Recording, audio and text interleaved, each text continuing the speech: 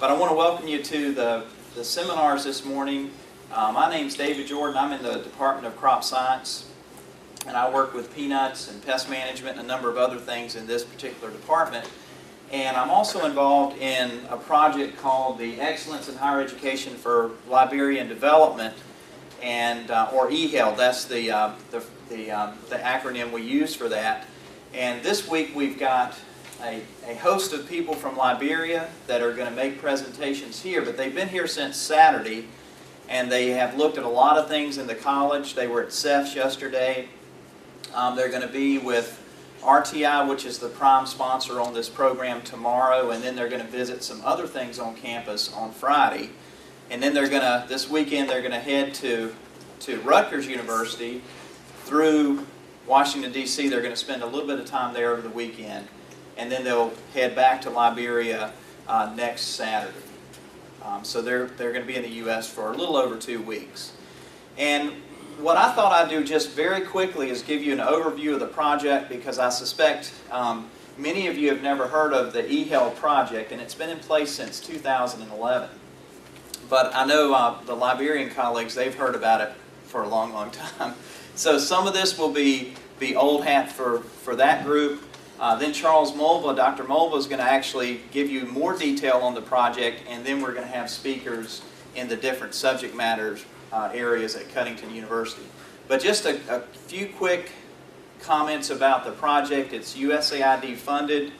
The prime contract was with Research Triangle Institute. Some of you will be familiar with that group out in the Triangle.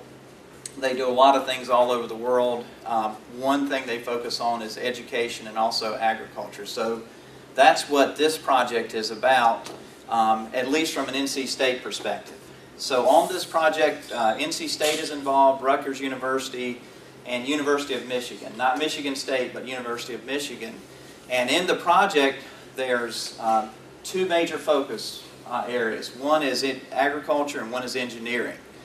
And the way this works is, in Liberia, the partner institution for agriculture is Cuttington University, and you're going to, by noon today, you'll know a lot about Cuttington from our speakers. The other partner is the University of Liberia, and their focus is the engineering side. And if you think about development work around the world, there's always a lot of focus on primary and secondary education. USAID does a lot of work in those areas. Other than, say, maybe graduate training and some things like that, programs with universities may be a little bit more limited when you think about strictly academics at the graduate level or the university level. So USAID decided to have a program that focuses on trying to build the infrastructure for Cuttington University and University of Liberia, and that's where we're at on that. So NC State's responsibility or role fits into this particular picture here, which is building, I'll get real nervous with all those flashes, so you need to back off a little bit, go eat some ice cream or something. I'm just kidding, we go back a long way. Okay, so now the idea is NC State is, again, involved in the agricultural component. A big part of what we're doing is involved in graduate education. So the idea is that what Cuttington and what the project is doing is they're taking Liberians that are involved at Cuttington and they're going outside of Liberia, either on the continent or in the U.S. for additional training, and they will go back to Cuttington and teach in the program there. So NC State has a student that's being trained in animal science here at NC State. She's about halfway through her program. She'll finish up next spring, early summer, and she will go back as an instructor at Cuttington. I think there's about 12 or 16 people that are being trained in that model, either in engineering or in agriculture. And it could be a few more. There's possibly an extension on the project that will focus on additional training. The other thing that NC State is heavily involved in is curriculum development and implementation along with Cuttington University. So one of the reasons we've got the study tour here this week is because the Cuttington faculty and staff are working with NC State faculty and staff, and we're developing modules for their new curriculum. And there'll be a lot more information on that in just a few minutes. So as we go through this, if you've got questions, please ask us. Everybody will stop right where we're at and try to address that.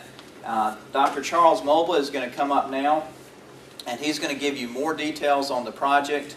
Dr. Mobley was the dean at Cuttington in CADS, the College of Agriculture and Sustainable Development, for a period of time, and now he's the liaison between the eHealth group in Liberia and Cuttington, the faculty. He's the ag advisor is essentially what that title is. But he knows the university really well, and he's worked with many of the faculty there for a long time. So any of the tough questions, I'll let you turn those over to ask Charles. So when you come up and make your presentation, make sure, it's not that we can't speak loud enough, but we're recording this for some other folks as well. So if we've got this on, it's much easier for them to hear in the recording.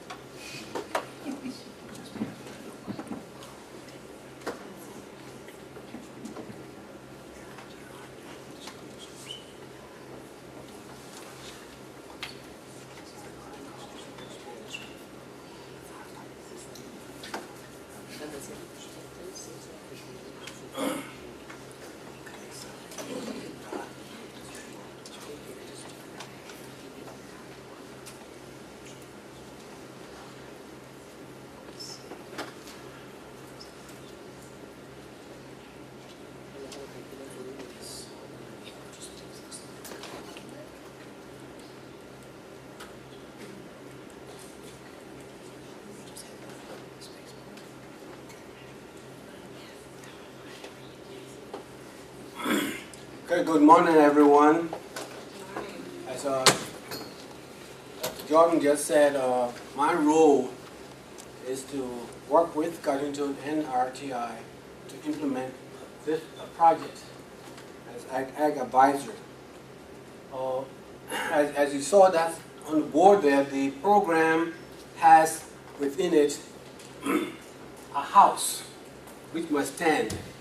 That building, the operating stand, has 3 pillars. The pillars involved are those that deal with pipeline, wherein we introduce agricultural activities or engineering activities to students in Liberia and enthuse them to become one of those individuals. The second pillar deals with a center which eventually, when it's completed, we have achieved the intended goal for the project.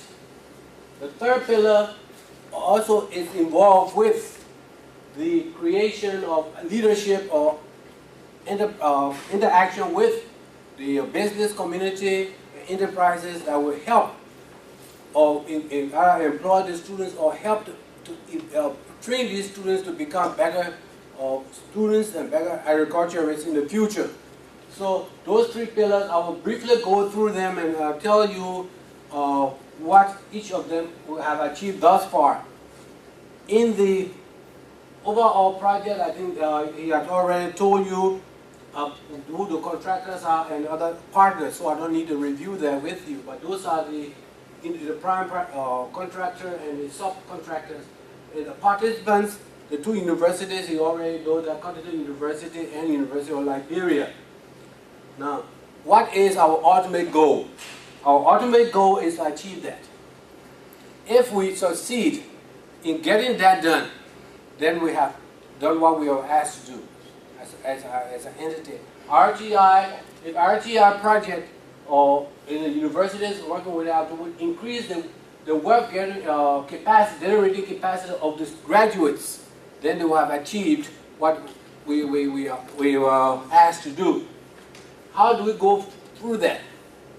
We go through a series of projects or activities, the first of which is a program usually carried on during the summer where people from eHealth go to various colleges and high schools rather, and talk to people.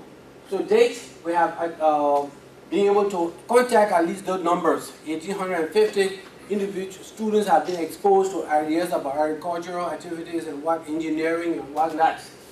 The other program is called a Fast Start, where we bring in, after we have communicated with the individual high schools to identify students who have expressed interest.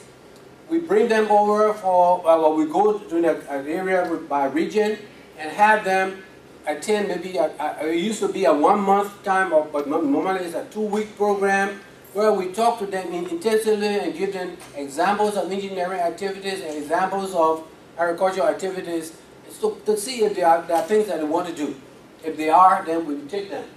Then during the summer, after all of that, we then identify potential college students who are coming onto, who are on their way to Cuttington or to UL, to Cuttington, to see if, to bring them to Cuttington or to UL and have an intensive 2 to 3 week program where we work with them and give them some additional math and science information so that when they enter the university, they are prepared to go on.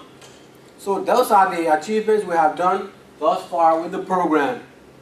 In terms of how we go about creating the center of excellence, we will look at those are our intended goals. First of all, we don't have the faculty needed to complete the program, so we bring in expertise from overseas. So like here, we got somebody from North Carolina. We hire people from the diaspora to come in and work with, teach within our system, and then from there, we are then able to, during that program, we identify the potential student, future faculty, and we send them to school. As Dr. Jordan mentioned, we have one of them here. The statistic will come out shortly as to what we have achieved. So these are the objectives. We hire the best minds we can find around that are available, and then we bring them, while they are working with our local faculty, the others are in training. To date, the scholarship programs we institute, there's a program in which when we initially started, we have 148 students enrolled in the scholarship program where they are given full scholarship to study at Cuttington. That takes away any problem they have with raising funds to attend the university. We found out that in some cases we had to split up the scholarship into partials so we can get more students involved. Over the years, you see that the number has increased from 2012 we have 102. This year, school year that just ended, we have 143. Hopefully next year that number is going to increase. To date, we have trained, we have enrolled 5 individuals in regionally or overseas to study in various fields of agriculture. We got some people doing things in animal science, people doing plant science, some in agriculture engineering, and economics. In 2013, the number is there.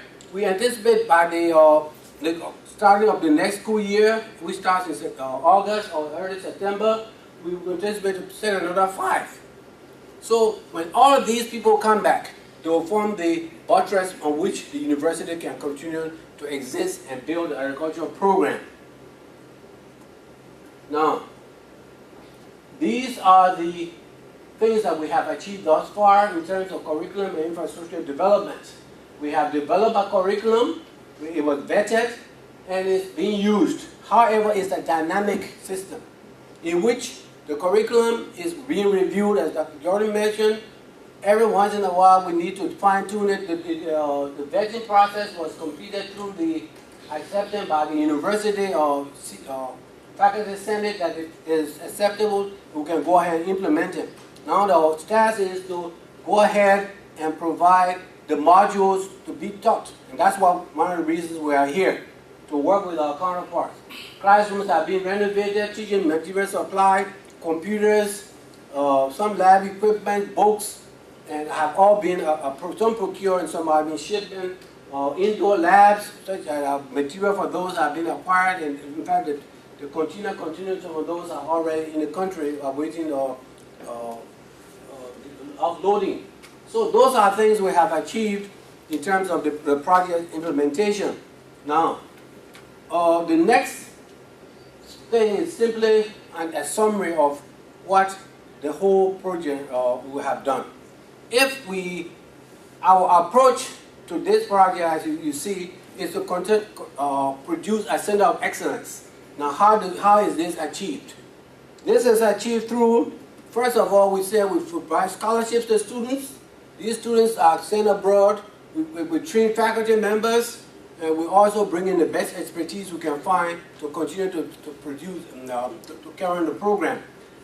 When that is achieved, we then come up with this expertise, and the curriculum is put together, and then that curriculum is tweaked and fixed such a way it becomes a tool to be used to provide the knowledge that the students need to achieve the intended objective. Then we work with the business communities, the enterprises within the country, agriculture-wise, to work at provide internship activities, giving them opportunity to look at our students and say, well, these are the best minds. When all three components of this pillar go together, then we have what is known as our Center of Excellence. Thank you.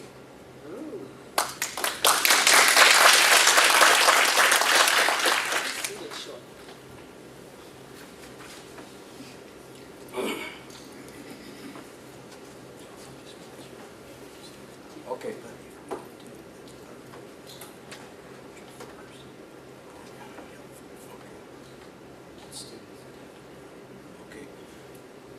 Okay, now the next task I have with you for me to do is I'm going to call up individuals who are going to make presentations about Liberian agriculture at different levels. Some will talk in general, some will talk in specifics.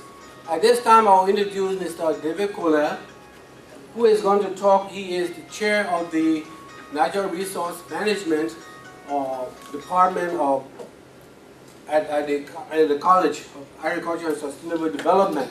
He is going to talk to us. You can find his topic here. Overview. Okay, I will. Good.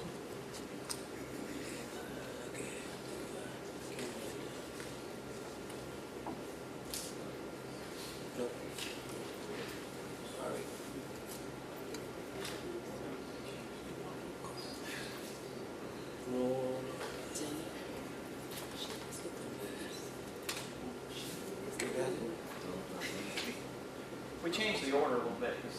Sorry, I just loaded it onto my computer the wrong way, I guess. Does everybody have a list of the speakers? Is that it?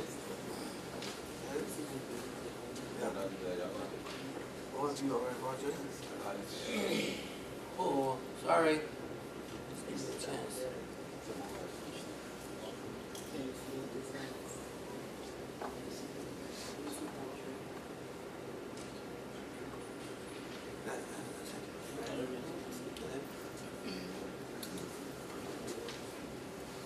I hope I didn't download the wrong one. Wow.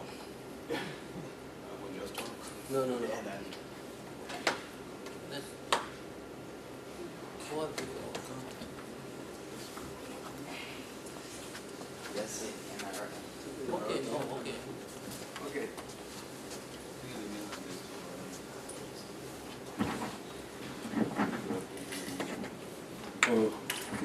We're using the microphone because we're recording these, and we'll have them posted if anybody wants to share them or see them again. So what do I right? Yeah.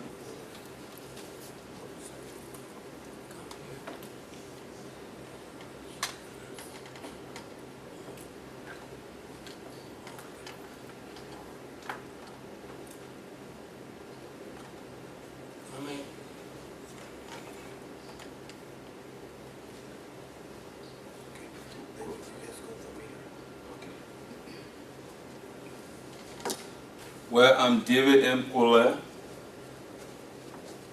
head of the Department of Natural Resource Management, also lecturer at the College of Agriculture and Sustainable Development.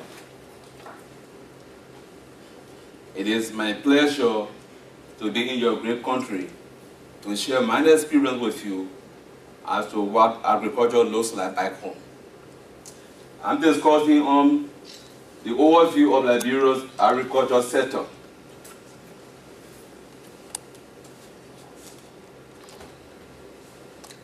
Over 70% of Liberia's 3.5 million people are engaged in agriculture. And the agriculture sector is the mainstream of income generation for government. Indeed, the purpose for this presentation is to highlight the practices carried out in Liberia, and also to know the challenges and strategies that can be used to accelerate agriculture production in my country, which will shape the agriculture sector of Liberia as we move towards self-sufficiency in food production, which is lacking. Method of farming in Liberia is still yet primitive. Farming is done at a subsistence level. That means that our rural farmers follow what we call shifting cultivation or bush fallow. In 1 year, part of the forest is cut down, burned, and then planted, and then leave the area, move to another area after 4 or 5 years, and then come back to the same area to carry on farming. But that level of farming does not really provide or generate income to sustain the family in terms of medication, education for the children. It is for only household consumption or household needs. Farmers work with both traditional tools such as hoes, cutlasses, which you cannot imagine in the 21st century that people will have to take hoe or axes to stand to cut down tree. And then because of that, the area that has been cleared for cultivation is less. So they only have small place to plant. After they harvest in December, November and December, by March, they are out of food completely. So Liberia remains food insecure.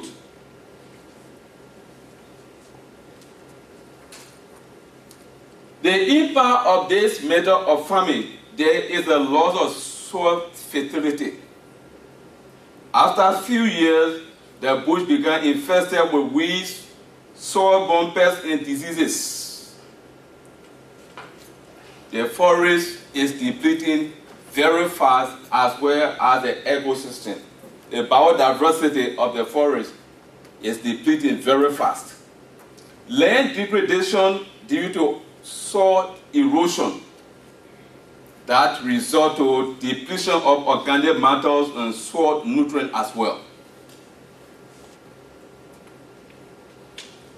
Key areas of Liberia agriculture sector.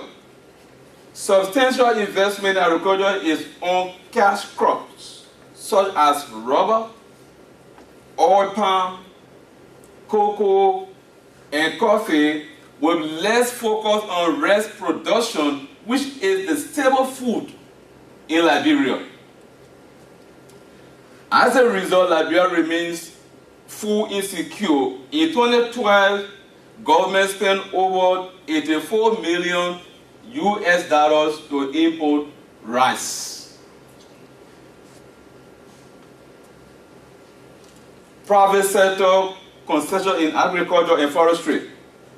The oil palm industry or sector accounts for a total size of 549,295 acres with the investment of $848 million, as you can follow. Rubber 1 million for the 3,920 acres of land, amounting to 145 million in investment. Rice, stable food, for the 2,665 with 32.5 million investment. Forestry, 1 million, accounting for 12.5. The amazing thing is we consume rice, but we do not grow rice. We instead grow what we do not consume. We have rubbers. Almost every farmer is planting rubber, cocoa, and these stuff do not feed the market in Liberia, but rather feed the market outside of Liberia. So we become production ground for other countries, and we cannot produce what we consume. That's an amazing paradox.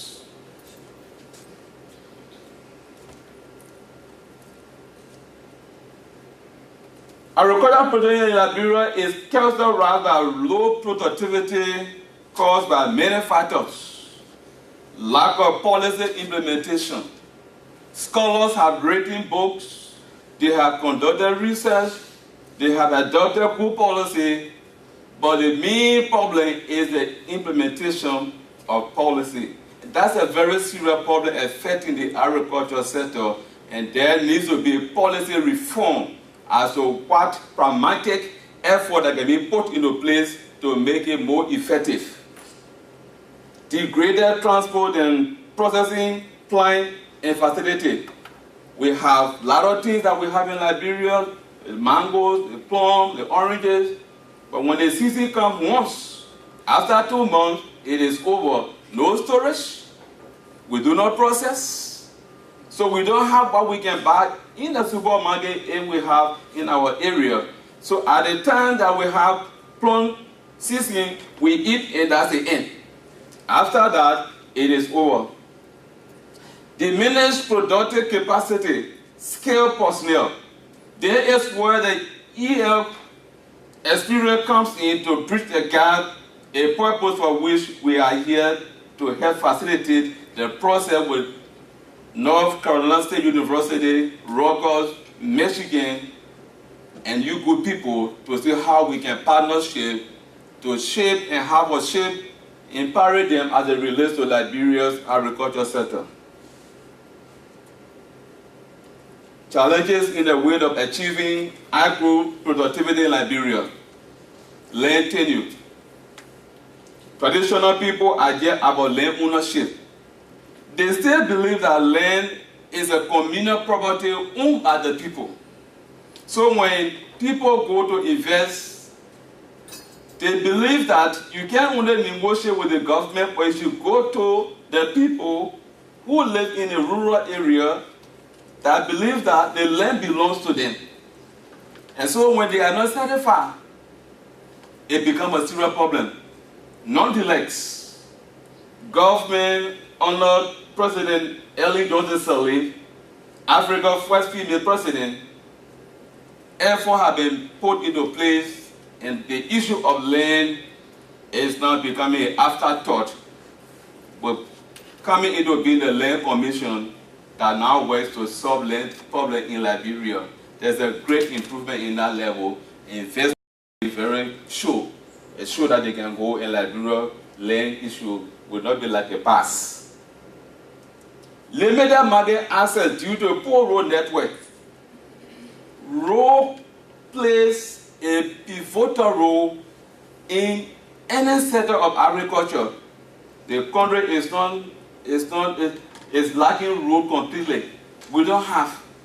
So farmers will produce sometimes, they don't have access to take their goods to the market. And as a result, their effort will spoil. And those who go to buy from them will use that condition to pay them less money that they cannot use to provide some of their own personal needs. Limited scope of production techniques and extension services. That's what somebody was saying.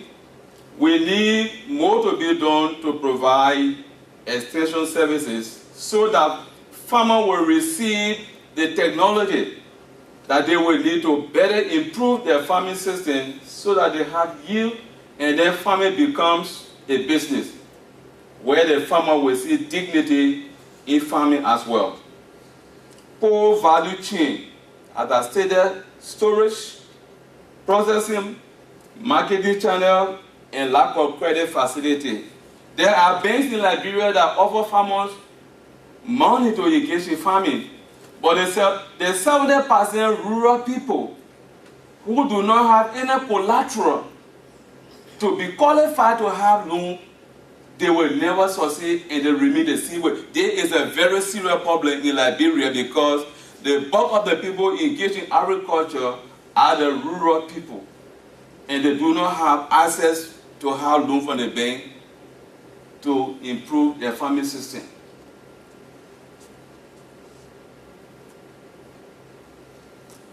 Requisite strategies and investment policy. Not only an increase in budgetary support, but reforms of the policy environment of agriculture for self-sufficiency in food production, mechanized. You heard me saying Liberians farmers, but 1% farming land will be the size of this place. And you will not believe it because they do not have the tools. And then most of the farm that they have cannot support, cannot provide or meet their household need. So there is need to commercialize farming in Liberia to have it mechanized. We need policy balance that protects the interests of producers and consumers as well. Price control. You produce your crops and you say this is what it costs. And the buyer can say, well, this is what I can pay for it. So there's no protection. Removal of hard tariffs on agricultural inputs to facilitate private sector investment in the commercialization of agriculture. Liberia Agricultural Development Program needs great attention and reform if the country is to be food secure. One way to do this is to develop a human resource capacity and introduce modern farming methods and equipment to respond to the rapid increase in population. Cash crop production in Liberia should go hand in hand with food crop production. Liberians produce what they cannot consume, while at the same time remain incapable of producing what they consume. I thank you very much.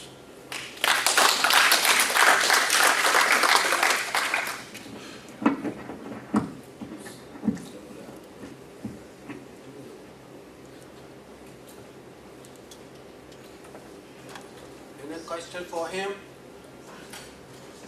So, just for curiosity, that you have some plantation crops and rubber and oil palm. Yeah. And I saw that the rubber 1 million some acres, whereas palm tree is only 500,000. But the establishment or the investment was 800 million for palm trees, plantation, whereas rubber 1 million was 100 million. So is that really expensive to establish palm tree plantations? You said Robert 1 million acres of land. Yeah, rubber 1 million acres in the country, whereas the palm 500,000. But the rubber only the the 140 some million the expenditure, whereas the investment is that really a very expensive thing to establish that oil palm? The first one. Okay, let me address that question. Oil palm plantation establishment is very expensive. To answer the question, it's very expensive. You have to go through several stages of development. Besides the land clearing, you have to go through nursery, which takes anywhere from 9 to 18 months, and then you have to do a lot of other things. There are so many things involved. That's to be short. That's the answer. A question about the rice production. The rice that you do raise as a staple crop, as a food crop, is that a water-dependent rice or not? It is water-dependent. Is Yeah, yeah. is that one of the limitations, having enough water to support that crop? Most of the crops are growing like are rain-fed. So we rely basically on rain. Irrigation. Okay. Right now, there is a tendency of that the Ministry of Agriculture has been pushing to have people move from the upland move into the lowland area where water is highly available. Okay. Okay, so let's do this. Mr. Colette is available, but you raise your hand, we'll do, okay, back there. My name is Jimon Ibrahim. I'm a faculty at North Carolina A&T State University, the sister university to NCSU. You talk about the palm. What type of palm tree are you cultivating? Is it the traditional one or the dwarf one, the small one? What recently there's a company from Malaysia. Okay. I don't know the crew that they already have, but they are the one engaged now in oil palm, plantation in Liberia. A new company, yeah. They are the highest producer in the world. Oh, okay. I know that. Oh, good. So another question is that Liberia used to be in the 60s. They Yeah. used to be the highest producer of rubber. Yeah. I was still a little boy then. Yeah. But we know that for rubber production. What happened today that the government is not involved in this rubber production that can be exported, and thereby the money can be used to buy rice if necessary? Well, that's a very good question. I said we can try to understand if we get government involved, but it's a political issue. It's a national issue that has to do with investment policy. In a state, you said you were there, quite true. But there are more Liberian farmers that are getting involved in planting more rubbers as compared to the rice production. And so the issue of why government cannot focus on that is why I cannot really, give you a clear-cut answer to. Okay, let me just say this. We have several presentations to make. We will entertain most after a talk. You have 2 to 3 questions to answer. If you would like to have more interactions, you can stay for lunch, at which time we can have more talk. So we take another question, one more from this side. Yeah. I mean, to address this question, the price of the rice is way expensive compared to the imported rice. So that's why the farmers are not making money to produce rice there. So one example, like they get the rice from another country, right? So they are not really making money compared. So they buy at a cheaper rate. But yeah, the rice from Asian right, cheaper to import. So that's the price is the important thing, right? The issue I was trying to bring out here is that we have rubber. Liberia is known for rubber production. They can sell this rubber. They can even revitalize rubber production for hard currency that we balance the rice production. That's what Okay, as I said, we are going to move this ahead. The dialogue can go on later on. But basically what is happening is, you talk about nationalizing things, and that's private enterprise is what we're trying to promote, and not national or nationalizing issues. Okay, so I think the next presentation is going to be made by Mr. Daniel Yaba, who is the acting lead. Okay.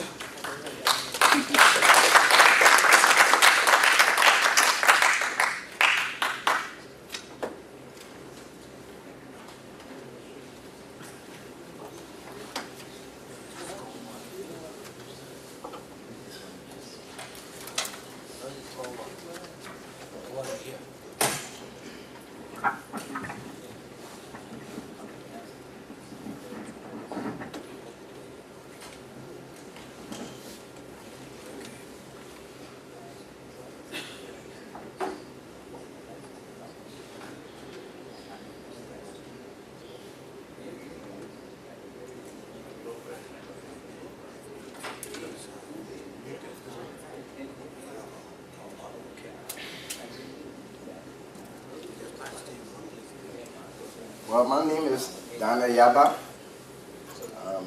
I'm in the Plant and Soil Science Department, and I will be talking on the overview of the College of Agriculture and Sustainable Development.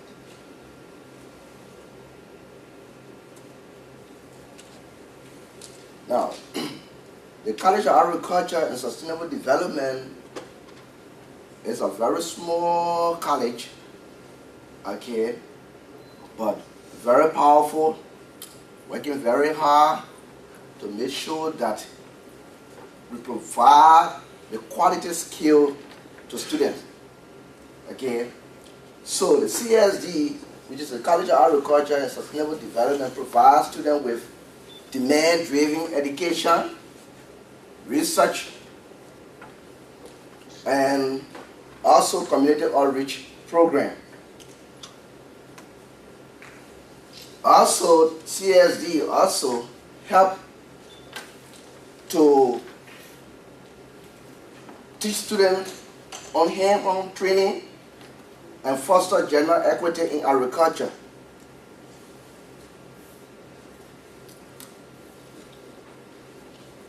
Now, the College of Agriculture and Sustainable Development has a revised curriculum, which was a revised curriculum that was prepared by RTI International, Rutgers, and NC State University.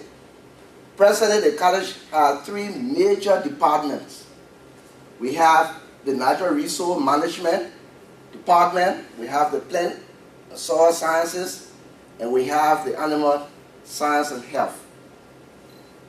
Well, more information will be given to the head of the department.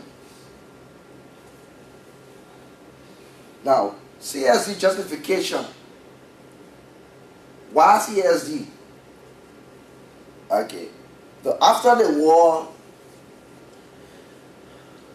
we found out that agriculture played a vital role in our economy. Before that, farmers used to involve into subsistence farming. That means they just farm, small farm, just only to feed themselves and their family. Okay, but then from the beginning, people never had interest in agriculture because they consider agriculture to be a dirty work. I don't want to put my hand in the soil because I don't want to be dirty. So I want to go into business, or I want to go into the liberal arts, and all that kind of thing. But today, they are saying that agriculture is very important in the point that agriculture provides or build the economy. So for this reason, people are seeing agriculture to be a very vital sector in which they can major. So today, you see that our department is growing every day, and we see that we have more females into that department. Okay. Now, CSD as a Center for Excellence in Agriculture helps to promote agriculture research, training, technology transfer through self-learning outreach program, and also promote sustainable agriculture development. Our vision. What is our vision? What we want to see tomorrow is to provide students with innovation skill, agriculture research, and then at the end to support social economic development in Liberia. Build the student skill professionally and equip them to be qualified to meet present day reality and future workforce demand for private sector and also NGOs. NGO are those organizations that are in partnership with either with government or with university. Our mission. What is our mission? What is the College of Agriculture and Sustainable Development mission? It's to what? To build human capacity, provide resources, skills required to solve critical agricultural and natural resource challenges of Liberia. This is our mission.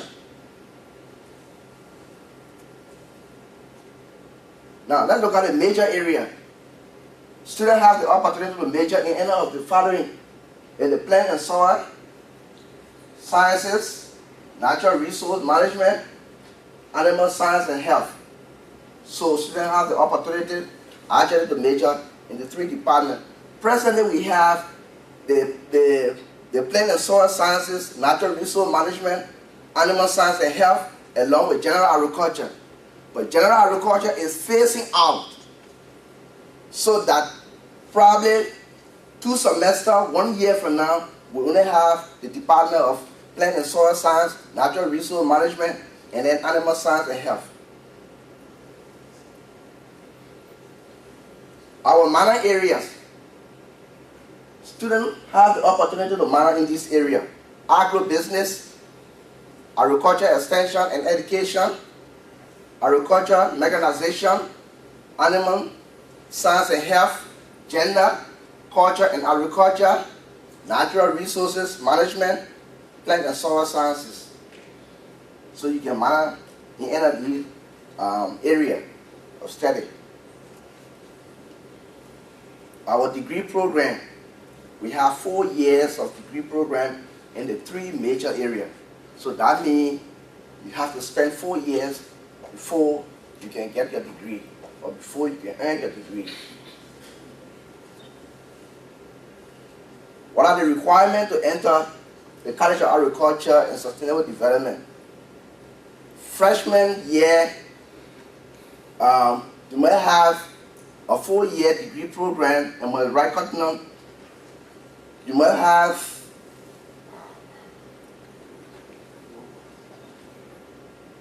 the student should be able to write the admission enrollment exam, and with a minimum average of 70% GPA after completing high school. So before you enter Cuttington, the first thing you should do is to take the admission test. And you must pass the admission test so that you can be able to enroll into the College of Agriculture and Sustainable Development. And minimum grade point should be 70% from high school.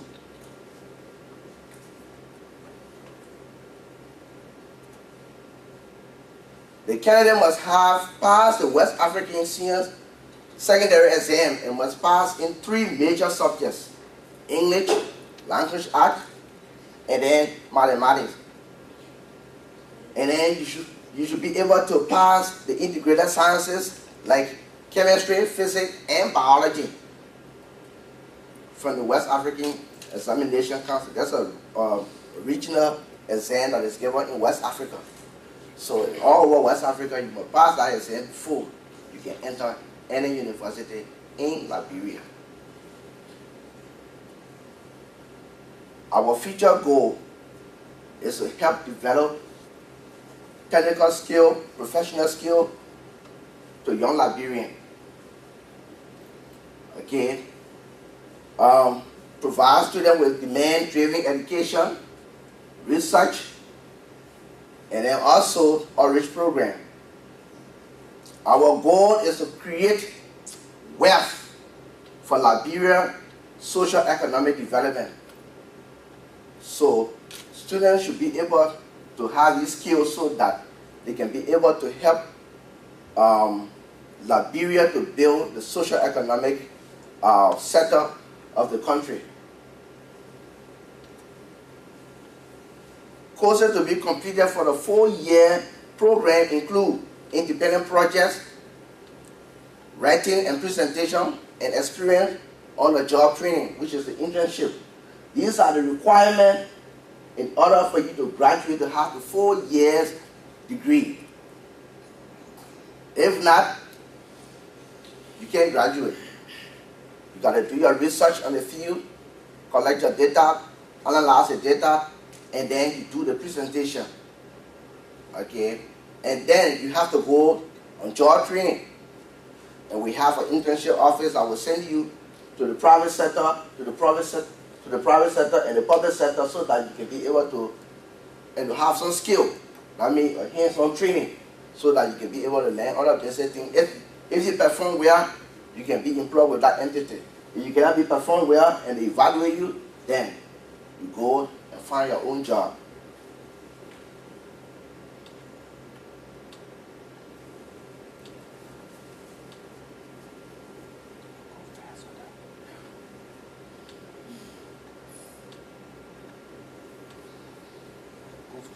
Okay, we have the university requirement for all major. University requirement would be that you have to do about 50 credit hour. That is a university requirement. That be in the animal science and health, plant and soil sciences, natural resource management. You must do. You should be able to do 50 credit hour work in the college requirement. And then for the minor area, you must do 40 credit hours for each. Optional plus electives will be 12, and then that goes across. Course of minor area, 36 for plant and soil science, animal science and health, and then natural resource management, 45. So the total credit you have to graduate from the College of Agriculture and Sustainable Development should be 138 credit hours. Then you complete your program, and then you can get your degree. Our challenges and constraints of CSD. We have limited classroom, office space. We need to expand our office space and our classroom. We have 365, but with only 4 classrooms. So that's a problem. We have to look at that, and I think we're looking at that. Maybe in the future we may have more classroom built. Okay, the lack of tools and farm implement, pest, disease, infestation, low salary, and so on.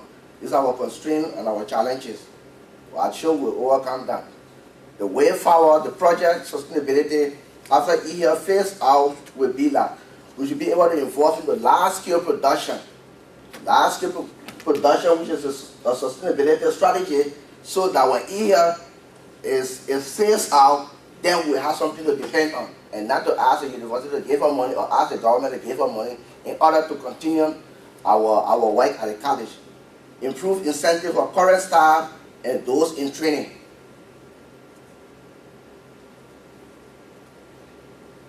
Our achievement: increase in enrollment, faculty development program, and also our multi-purpose science lab is there, but we need more chemical so that we can be able to carry on run some experiment and all that. Computer lab is well equipped, resource room, internship office already established, and the provision of material and projector in the classroom, they are all fine. Now, we look at the number of staff at CSD. As you can see, we have local staff, and we have 11 local staff. I mean, local staff are those Liberians that are recruited within Liberia. Okay, so we consider them to be the local staff. So we have the e-health contract faculty. E-health contract faculty, like those from Nigeria, Ghana, and those that are on contract on the e-health program. We have that, they have 7. Okay, then other the faculty, we have male is about 15. Then we have 3 female.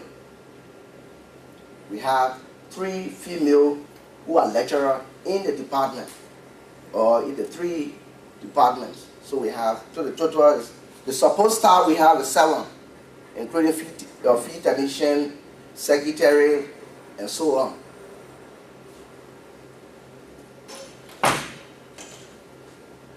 The college enrollment, we have female 175, account for 31%. And then we have male, which is 390, we account for 69%, total about 100%. So we have 365 Out of the 365, we have female 175 that are presently enrolled in the college.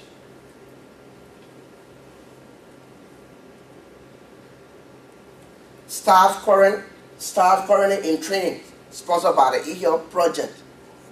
Okay, you can see, I think you can see those. The Laura Hub is pursuing her PhD in natural resource management in the USA. And we have Lepudu, who is also in the USA studying on the eHealth project. And we have Comfort Gover, who is also training in the US. And the other one, they are reaching a scholarship in Ghana. Okay. Okay, these are our activities at the College of Agriculture and Sustainable Development. You can see that the students, they are in lowland production, rice production. What Dr. Moba was saying, we are encouraging them from upland production to what? To lowland production, where we have adequate water throughout the year. Okay, so that you gotta go. We worry about climate change, so we experience more dry season. The level of dry season is so long, and also in the process, in order to have enough food to eat, then we should start to encourage the farmer to start to go into lowland production. So these are our students there in their field, and you can see they are doing transplanting the rest. And this red they are transplanting is called Nerica L19. Okay. And then they are in the laboratory studying, and they are on the field. You can see that the top out there with them. Those students are on the research field, trying to lay out the field and preparing the experiment so that if they meet a requirement, they can be able to present their data, analyze it, and present it, then we can give them their degree. So these are some of the vegetables we produce. You can see this kind of varieties of okra that we produce on the field. And the students are also doing the research on this as well. This is the research field. Also, it's okra as well. Okay. And thank you so much for the opportunity.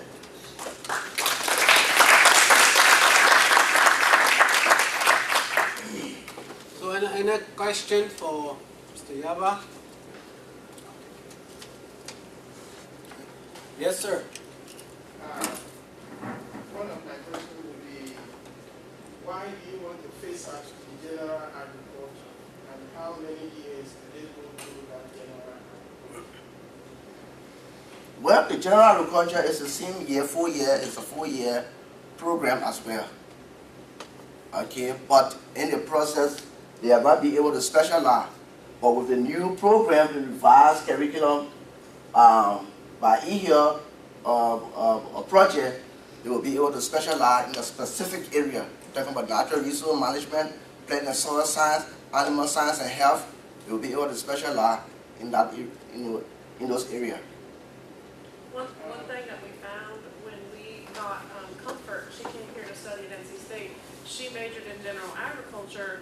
Yeah. Now she's getting a master's degree in animal science, but as an undergrad, she only had 3 classes in animal science. So she was not as prepared as she could have been if she had been able to specialize in one of those 3 special areas. That's part of the reason why we've done that. Yes, sir. When you showed the male-female ratio, 68% male, 32% female, what would you like for that ratio to be? Well, for me, I would like for the ratio to almost be equal, because we're trying to encourage the female to go into production. In fact, from the traditional stage of agriculture, you find that the women, they are involved into the farming activity than the men. So for that, for the number to be high. Yeah. Yeah. In your presentation, you mentioned that there are 3 major departments. Yeah. So does it mean that you have some minor or some small units? Yeah. So what are those? We have agribusiness, okay, and then we have other department, other minor area that you can you can minor in. So for example, if you are if you are majoring natural resource management, you have the opportunity to minor in animal science and health. Yeah. Or extension. Oh, okay. Yeah. So that means you have some units in extension? Yeah. Oh, okay. So units means that there's some academic establishments or some sort of departments. What do you call is that division or something? Well, they fall in the same department, but they are, you do certain credit hour in order for you to be able to minor in that, and that's a 15 credit hour. You should have that in the minor area before you can graduate. Just a comment to address your question also. As part of that curriculum revision, as Bridget said, what we're trying to encourage is a little bit more depth within discipline, but because of the requirements of the minors, that's where the students get a little bit broader background, so they're not quite pyramided. But the other idea too is that then what happens is people interact together to create teams to accomplish things, as opposed to having one person who's a generalist instead, because that's what the college had prior to that. It was just general agriculture. Everyone was in general agriculture. So we tried to create expertise so that students were more prepared within their areas. Yes. Yeah. I noticed the faculty, in terms of the faculty, you have 18 faculty and 11 of them are local faculty, but 7 of them are funded off this project. So if the project ends in a couple of years, is there institutional buy-in from the university to keep these faculty on board? And especially if they're going through training coming to the U.S., will they have positions guaranteed when they get back? And the low salary is an issue all over Africa, and lots of institutions, and I know faculty wind up doing other projects to bump their salaries up. So what kind of buy-in is there from the institution, because these faculty are getting specialized training here in the U.S. so that they stay on board when they come back?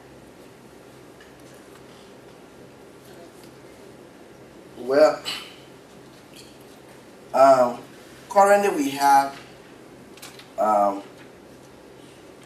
some staff that are going to school or graduate or school, so that when they come back, they will be able to replace the contract faculty. But our problem here is that even though the contract faculty, they are being paid by the e-health project, okay, so that means they make more money than the local faculty, even though that we are expected to come back to serve and replace the contract faculty. We will also be having the same problem because they will be paid by the institution, by the university, and then incentives are very low, salary very low. So this is our constraint. One major constraint that we will face if the return. Yeah. My understanding is there will be, there's a position for the students that are trained. I just don't know how long that commitment is. Is that correct, Charles? Oh, what? Basically, this is it. We originally, when this project was set up, it was intended to have a phase-in of returnees with outgoing or contract faculty. We are hoping that if we will get the 22-month extension, that will be achieved. Part of that will be achieved. The idea is we will still have a large number of contract faculty, but when the young people come back, they are going to tandem with the outgoing faculty so that they learn what has been going on, so they can take over from them. That's the intention of the program. But Can I those positions? Can I address her question? The buy-in aspects. No, One I'm going to example. say that she's going to handle that. Oh, okay. Ms. It is a Bakum, little clear about it. Ms. Bakum is going to handle that part. The young lady that will talk on that issue. Okay. With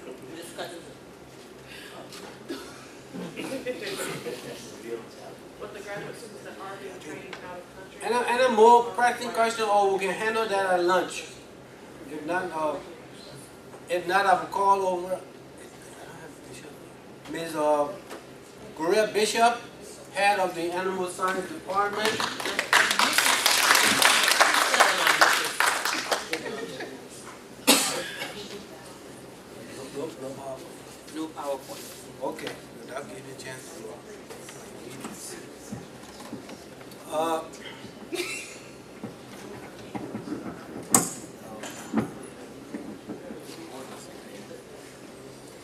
I think it's still good morning.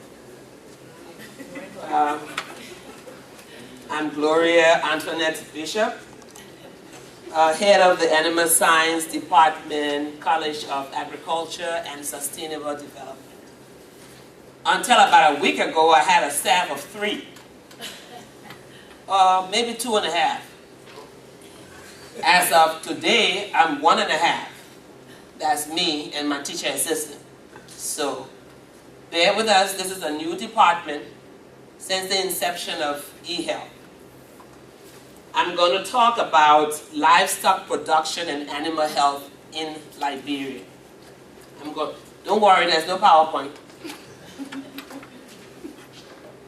I'm going to give you a short history before I go forward. We have heard that about 70% of all farmers in Liberia are subsistence farmers. The livestock sector is highly underdeveloped. Pork, beef, poultry products are all imported and sold at exorbitant prices. I would never go to the supermarket to buy a 12-pound steak because it might take my 2 weeks' food money. Okay? Or an 1,100 ounce broiler, which might cost about $7. The livestock producers, like all the other farmers in Liberia, had only the basic animal husbandry knowledge, not the animal science knowledge. And the difference is that animal husbandry knowledge had been handed down from generation to generation, never modifying it into the scientific area. So that is where we come in. Because for generation to generation, if what we call chicken sickness hit at the beginning of the rainy season, and what is chicken sickness? Newcastle. You know, all the farmer knew is to go in the bush and pick some leaves, grind it, mix it with something else, and put it in the nostrils of the chicken. If they figure out the swines had worms, they would take the green, half-ripe papaya, chop it up, steam it a little bit with salt, and that, for them, was the worm medicine. So those were some of the hand-me-down practices before eHealth, Cuttington, Animal Science, and Health came into place. Livestock previously were reared for special occasions. Even now, you will go to a village and you will see about 50 indigenous chickens just running around. And you say, "Can I buy one?" And they'll say no. And you ask why. "Well, my son and my daughter graduating from high school, and we have to kill some of these chickens." Or there's a lady next door who is getting married, and we have to donate some of these chickens. Or they say something is happening to my family, I have to make some sacrifice, so I have to kill a sheep. Or we have a party, we have goat soup. But think about it, if I'm going to buy a goat for $60 US, wouldn't you rather have that money or an indigenous chicken for $8 than to go and party? So we're now in the process of transitioning from the subsistence level to sustainable level, especially in the animal science department. Animals, when it comes to feed, history-wise, they were all scavengers, free range. The chickens, the goats, and if any one of you went to Liberia right now, moving from Monrovia to Swakoko where we are, You will come to villages where the goats and the sheep will be easily crossing the highway. And you have to wait until they have gone on the other side of the street. So, where are we now? In 2003, Liberia, amongst 52 African nations, signed what we call the Maputo Declaration, in accordance with the UN Millennium Goal to reduce poverty and hunger in Africa by 2015. That's next year. Also, as a member of the Comprehensive African Agriculture Development Program, CADAP, Liberia, a member of the African Union, committed herself to budget and allocate 10% of her national budget towards Africa, towards agriculture. Of this 10%, 3% we advocated go to livestock production. To date, we are still fighting to make sure the government of Liberia keeps her promise. There is a LACET, it's called the Liberia Agricultural Sector Investment Program, and our National Agriculture Investment Program. The government defined 4 major programs from the year 2010 to 2015 within the poverty reduction strategy goals. The first one, which is needed, was land and water development, because Liberia is still largely an agrarian society where land, as you heard before, were owned by tribes and individuals. The second one is food and nutritional security. The third one, competitive value chain and market linkages, especially post-harvest, food to market roads development, and of course institutional development, where we at Cuttington are right now. Liberia is also a member of the new Partner for Africa Development Agency, NEPAD. We have the private sector and the civil societies who have made commitments. Cuttington University, from the private sector, has committed herself to effectively partner with the government of Liberia in establishing measures that will impact the decrease and poverty level in the country, reducing hunger and economic growth. This membership, in accordance with the African Union, is also embedded under what is named the African Union Inter-African Bureau for Animal Resource, AU-IBA. We are a member, and it's being coordinated through the Ministry of Agriculture. And we've been making sure that we keep our presence felt.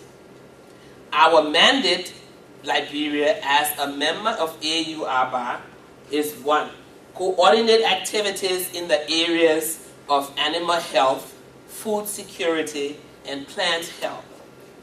B, advise the government of Liberia on national policies regarding the agricultural sector, especially the livestock sector. And 3, scrutinize proposed and revised legislation, regulations, and standards based on internationally acceptable and applicable standards.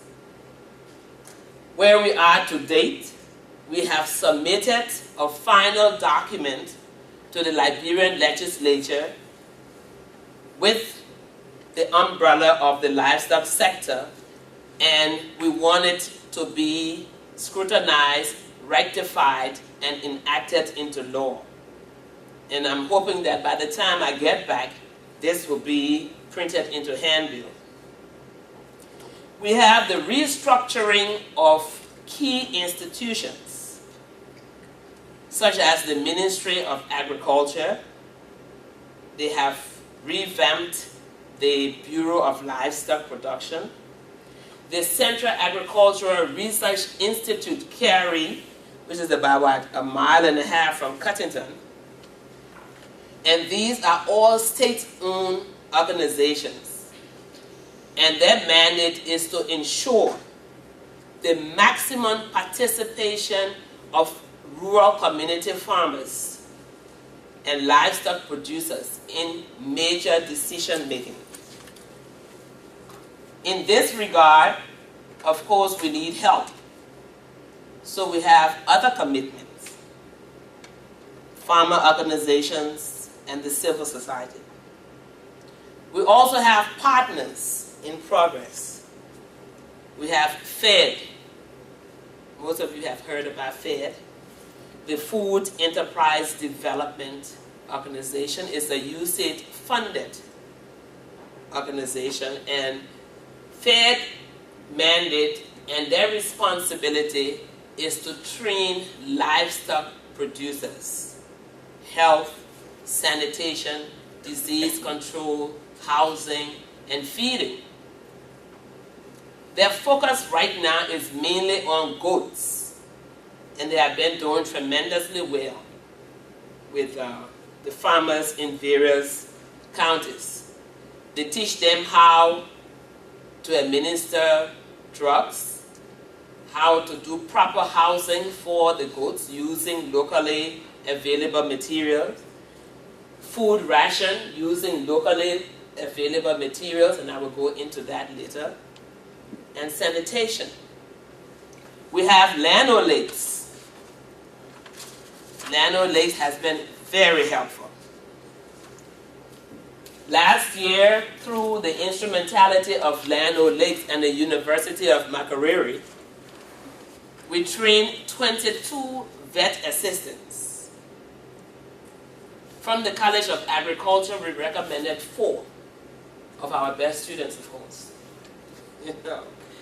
And they successfully went through that program through the collaboration and cooperation of Llano Lakes.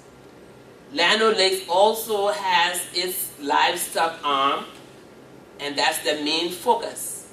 And they're helping us go to the farmers, explain to the farmers these new animal science methods, not the animal husbandry method. And gradually the farmers are learning that keeping your animals healthy and selling those animals, it benefits you and your economic situation. We have BRAC. BRAC does extension services to farmers, especially swine and poultry farmers. And they do exceptionally well also. Africa Lead, the U.S. government Feed the Future, has been helpful with the Future Global Food Security Initiative in Africa. They have trained many of us over the past, let's call it 3 or 4 years, in leadership, extension working, being able to train our people in new ways. We come now to the feeding part. In Liberia right now, there are no productive feed mills. So how do we keep our animals well fed? Livestock producers right now, with our extensive working through the Ministry of Agriculture, County Health, agricultural workers, are going around to teach the livestock producers as to how best you can feed your animals. And here are some of the things we teach them using local material. For the poultry, we have burger wheat. We mix them with corn, ground corn, and the good old Exodus Tree of Life moringa. Salt. Dr. Tapa is doing the insects for more protein, where we're feeding the chickens insects, rice bran, and when it needs be, we add antibiotics, and of course, the minerals and vitamins that we can find. Now, the farmers know that your chickens are not going to be big unless you feed them these locally available feeds. So, we call them the country chicken, which are very tight. With the feeding ration now, they are growing bigger. With the swine,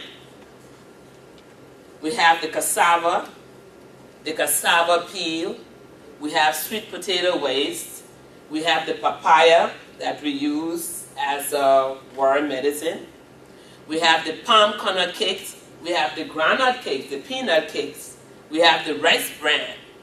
And because we have a large brewery, the Guinness and the club beer, we use the brewer yeast and the brewer byproducts. We use corn, we use bananas, we use plantain, we use bone meal, we use pineapple, because there is no post-harvest in place for those pineapples that are so ripe you wouldn't want to buy.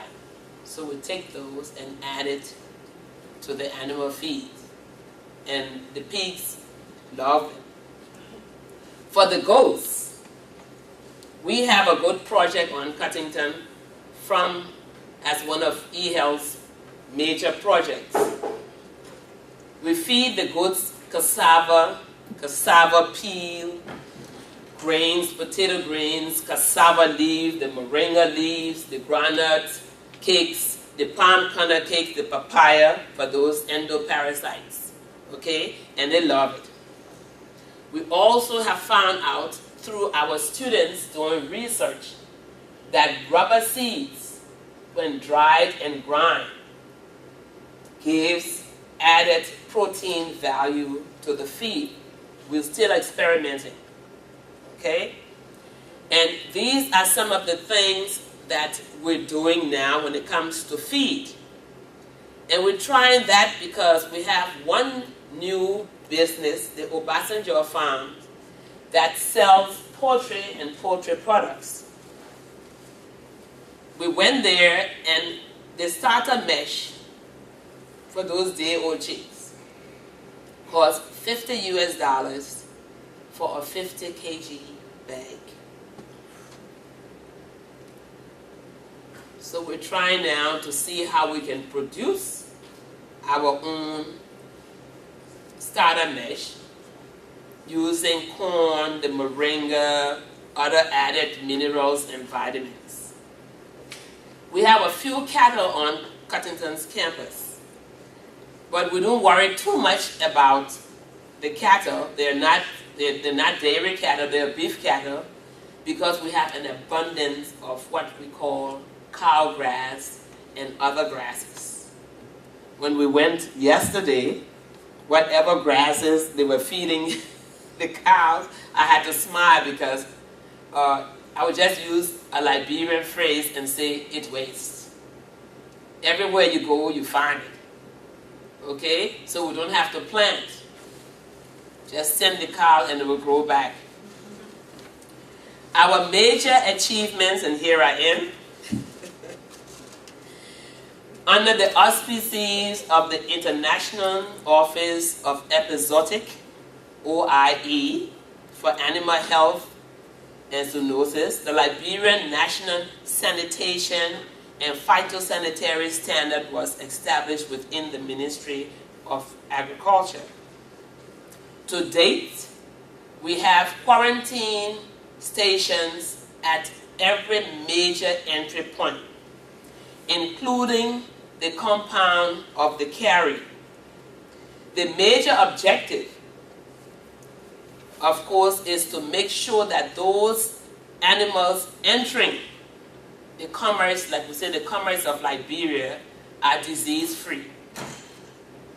We have some of our vet assistants and the county agricultural workers manning those stations because they have the requisite know-how to treat, first to identify, to treat, and to reject.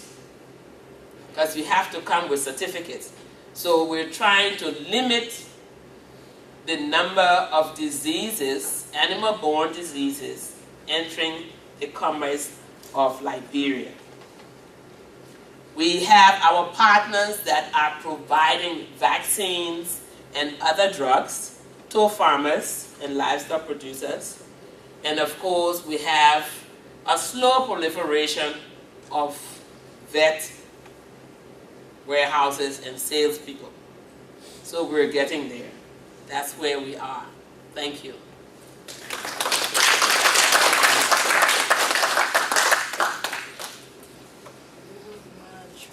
Okay, any question from Mrs. Bishop? Mrs. Bishop, divorced, but Mrs.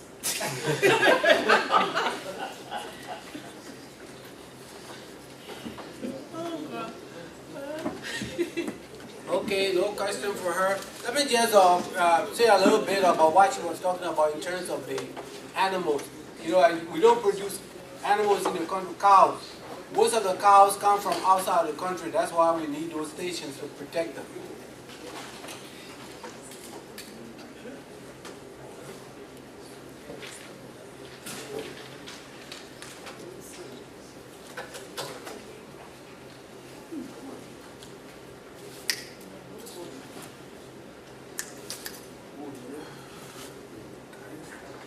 Johnson?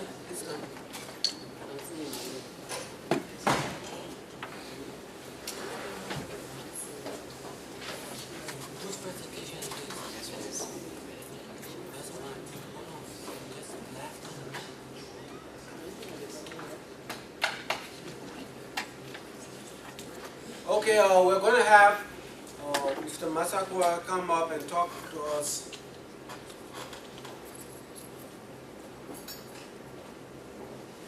His presentation now.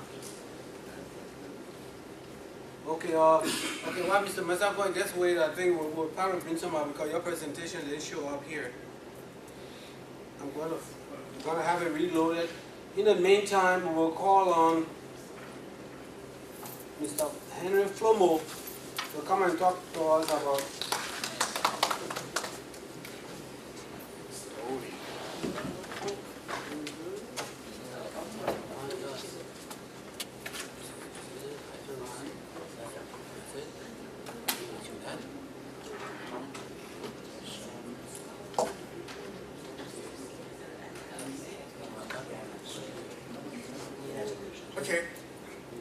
Okay. here. Let's show first. Make sure it's there. Yeah, it's here. Okay. Good.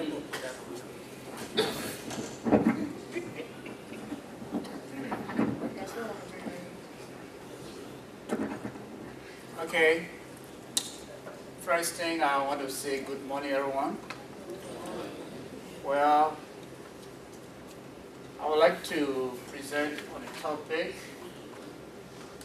resources, challenges of the Department of Natural Resource Management. And we're going to be looking specifically at the visions, mission, objectives, and also the challenges that we face as a department.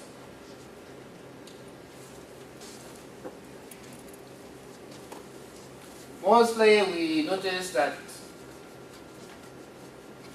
most of the time we have a lot of things that has to do with natural resources. Basically, Liberia is noted for being endowed with natural resources. But over the years, these resources have been extracted and exported to other countries. Even some of the resources are being what? Carried out in terms of the forests have been there have been deforestation. Forest trees have been cut and exported. We have unregulated mining activities that have been taking place. We have poaching, hunting, all over the place. So it has a serious impact on the natural resources of this country. So there's a need to put into place management strategy and train our students that will be able to get to the nation, the people, and other people who are also in our villages to think about what can be done to properly manage these resources. So, because of that, we have set up to accomplish these by having our children achieve some knowledge, basically looking at our existing problems and the potential future problems that we have in terms of managing our natural resources. So, we look at the overall vision of the College of Agriculture and Sustainable Development. And we thought to draw out our own departmental vision so that it will enhance the kind of work we do in our department. Because, as you may know, there's a saying that a nation that doesn't have a vision is bound to perish. So it's true with even a department that is set up to provide some educational assistance to young people. So on the basis of that, the College of Excellence in Higher Agricultural Education, as a department, we envisage training students who will be capable of providing some technical and professional knowledge to our people out there upon graduation, okay, that will help them to properly manage the natural resources that are around them, that they so depend on. Now, how do we do that? The department will prepare the student to solve some of the critical natural resource management challenges of Liberia. Based on this, we have our children or our students to get involved into a lot of interdisciplinary academic and development demand-driven research. We have our academic programs. We have some of our students involved in research, and of course, right now at a lower level, because we don't have advanced research, opportunities. But our students are involved in research, and then they carry on some few activities and practicals.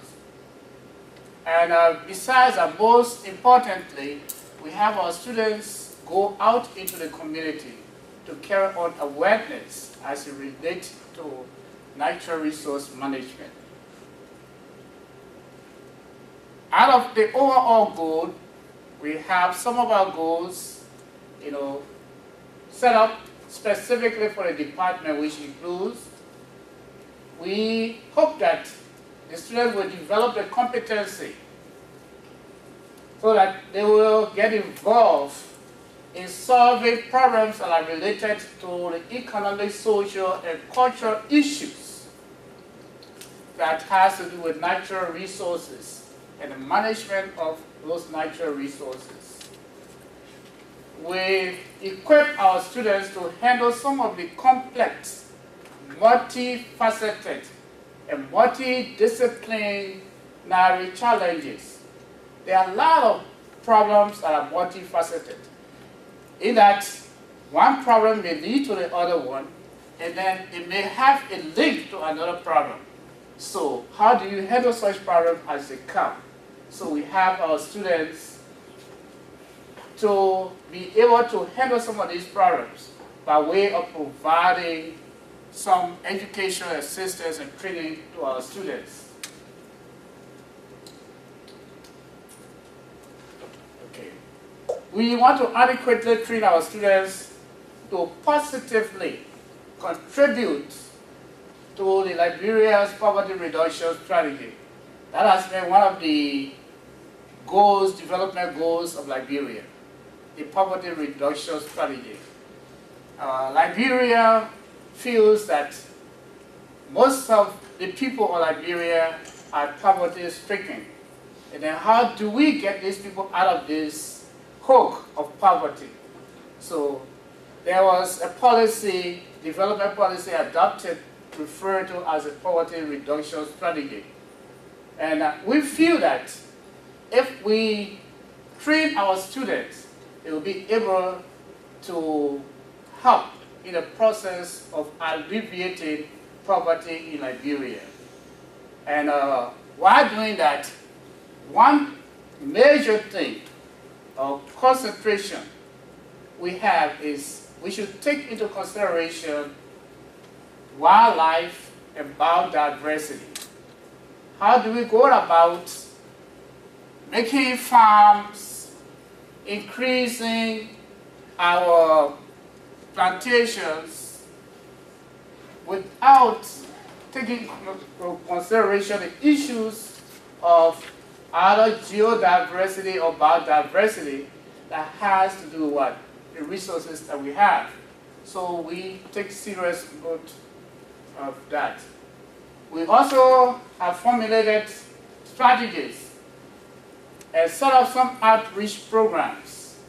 And some of these outreach programs I will be talking on later as we go. Now, I just thought to give you a little background of some of the resources that we have in Liberia.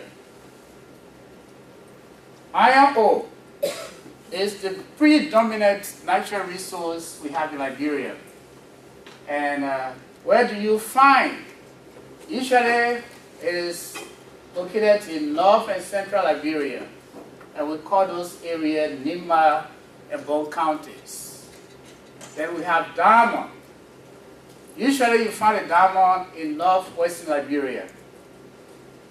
Timber wood forest. You find that northwest and northeast Liberia. Gold. Gold is mined almost all over Liberia because it is distributed in small quantities all over the country. Now, wildlife or land and aquatic resources. You usually find these in the forest area. You find some of them in the major rivers, the creeks, and the streams all over Liberia.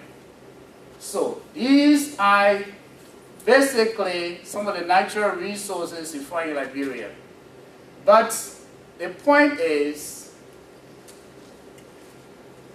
unknowingly, they are gradually, some of them are gradually getting endangered, even to the point where some of them will be completely depleted in a few years to come if nothing is done.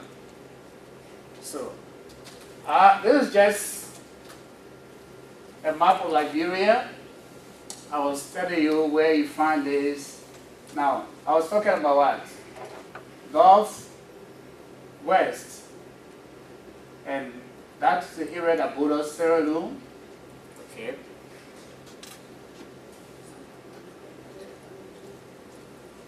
Then, of course, this is where you find Nima County that I was talking about. Then right here is Bone County.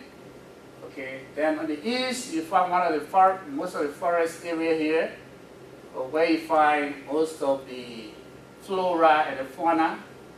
And then, of course, down here, you find most of the big bodies of water that contains most of the aquatic resources. Now, what are the achievements thus far when it comes to the Natural Resource Department? Well, unlike in the past, when this was a new phenomenon, because there's no university in Liberia right now that is offering degree in natural resource management, except for Continental University through the College of Agriculture and Sustainable Development. So upon the introduction of this discipline, it was difficult for students to understand what natural resource management actually is. But because of career counseling and awareness that have been created by the university, by the college, and the department, we now see that a lot of students are enrolling in the department. Right now, we have over 100 students that have enrolled. And most students are even, urging to get enrolled at the university, in that department.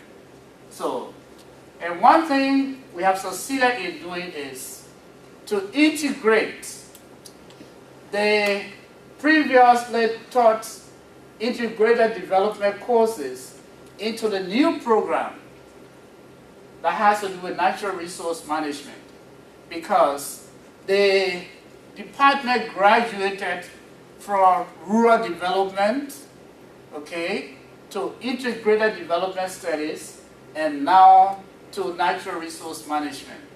Now, how do you integrate these ideas that has to do with integrated development studies and natural resource management? These have been some of the challenges, but gradually, as the period elapsed, as work was being done by the department, we have succeeded to some extent making sure that we integrate so that there is a fair balance between courses that are related to integrated development studies and to natural resource management. So that we have done. Then, of course, we have succeeded in forming 2 separate campus-based student-led environmental management clubs. We call one of them the Environmental Care Initiative. How did it come about? I teach most of the introductory courses in agriculture and natural resource management. So it's like the students, in order to take interest in other plant and soil sciences, animal science and health, or natural resource management, they will have to pass through these introductory courses, and that will give them the urge to either say, I want to choose between the 3. So, in one of our classes, when I taught on environmental care and management, the students themselves decided that we need to do something, because they saw around in the community that the community was littered with plastic waste, solid waste, and the rest of them. And I said, these have adverse effect on our agro-productivity. So if it continues unchecked, what will happen? It means that our goals and objectives will not be met. So they decided to group themselves into a group of students, and then they said, let us take on some projects that has to do with what? Caring for our environment. And they named that Environmental Care Initiative. ASEA. And what did they do? What they decided to do was to meet and collect funds they did not seek funds from outside, but they met and decided to what? Collect funds among themselves to buy some drums and then make them into garbage can so that they can be posted. That project has been done. It's only left with what? To display those garbage cans all over on campus, and also to create the awareness for the students to use these garbage cans as place where they can place their disposable. So that's one group. Then another group also evolved, and this group was a conservation club group, environmental conservation club. But for them, their focus is to engage in planting trees, because there is a tendency that because of the kind of farming that goes on, the land is left, open, and usually we have erosion taking place, runoff, and then it has a serious adverse effect on the fertility of the soil. So they have decided to group themselves to plant trees, okay? And they started along the creek, the bank of the creek that is next to Cottington, and that's what they're involved with. But then, of course, we don't have funding, but it's just a voluntary work, and so we can't do more than they are able to do with the meager resources that their students can provide. Now, just as somebody has said already, we have the availability of overhead projectors in our classroom, and it actually helps us to achieve our goals and objectives. It makes the teaching learning very much easier. And then, of course, what we have right now that we're still working on also is helping us to achieve our goal. That is the usable draft curriculum. We're using the curriculum, but we also need to still work on it as we have come to do. So, I decided to put this in red because these are like our red flags, challenges. What are those things that may hinder the achievement of our goals, objectives, our vision, mission, and the rest of them? That is, we have difficulty in conducting laboratory hands-on practical because the facilities are not yet put into place. They are still in the pipeline, and we hope that will be done sooner. Limited trained local staff. Most of the staff in our department are contract faculty, except for one or would be one or two. We don't have many of our local faculty trained in the area of natural resources. So we have limited trained local staff. Lack of material and financial support for both faculty and student research work. Liberia being as it is economically, we are struggling to find money to do our research, and even the students are struggling to find money to do research. So it's also a challenge. Soliciting the community in individual support for a new discipline that is natural resource management in Liberia, in the Liberian education system is also a challenge, because a lot of people don't see this as a way forward.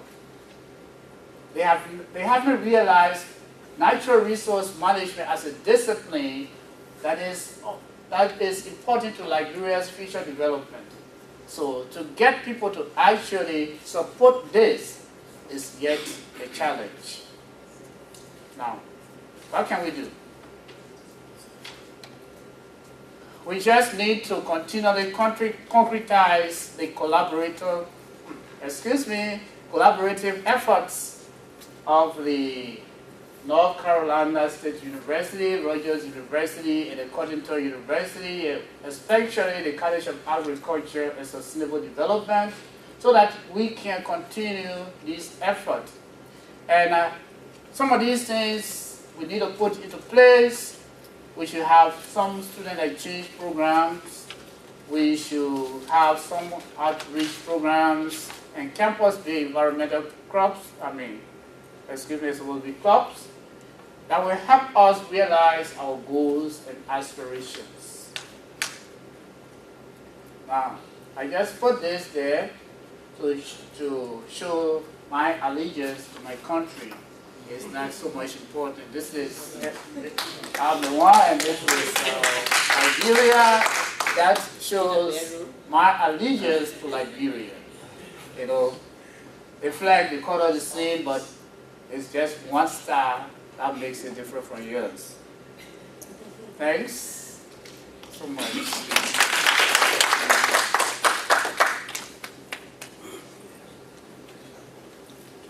Well, I want to make my presentation as short as I end. Okay. The first time.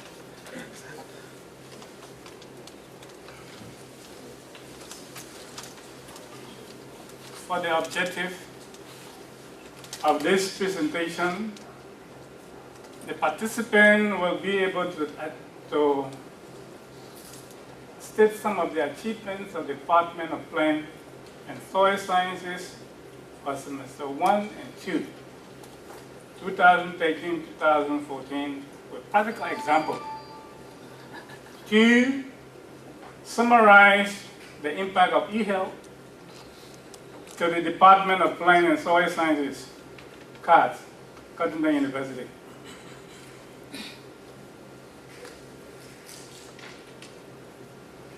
In the introduction, what is mentioned there is just about the curriculum development. And that is the first success. The success here doesn't mean what we have achieved, but what we have also benefited from. The first benefit we have achieved here is that we, the teachers of Cottington University College, have been opportune to take part in the curriculum development. And for every institution, the development of curriculum, teachers must be involved. And we want to recognize this, that EL or RTI was very grateful enough to include us. So that is the first benefit. Because we who are the front line, if we do not take part in what we are going to disseminate, how are we going to do it? It is our roadmap. So that our presence here today, we want to recognize that this benefit that you have given us is worth for our presence.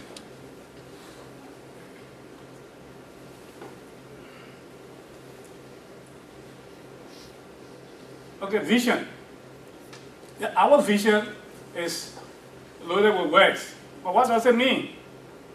Vision is just what we envisage to do. The content knowledge that the College of Agriculture decide to give to students. And the content knowledge in what discipline? In agriculture, in extension, service learning, and so forth. That's our vision. And the mission is generally to build the capacity of graduates. That's all about the mission, to build the capacity of our students in the professional areas. Achievements. Well, with what we've been doing at the College of Agriculture, what have we achieved? What we did with the help of EL, those who are on scholarship were able to put them together to go into the field and then grow some crops.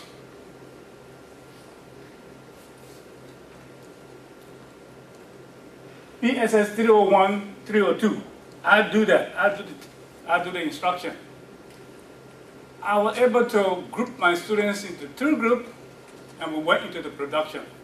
We had a stigma, the College of Agriculture has stigma, that we at the College of Agriculture do not produce anything. Therefore, in fact, I myself made a comment. I said, "Oh, we have a stigma that we are not doing anything. What can we do? Okay, what is EL doing?" So what I did, I grouped these students together. We produced cabbage, and were able to give it to the cafeteria free, just to erase that stigma.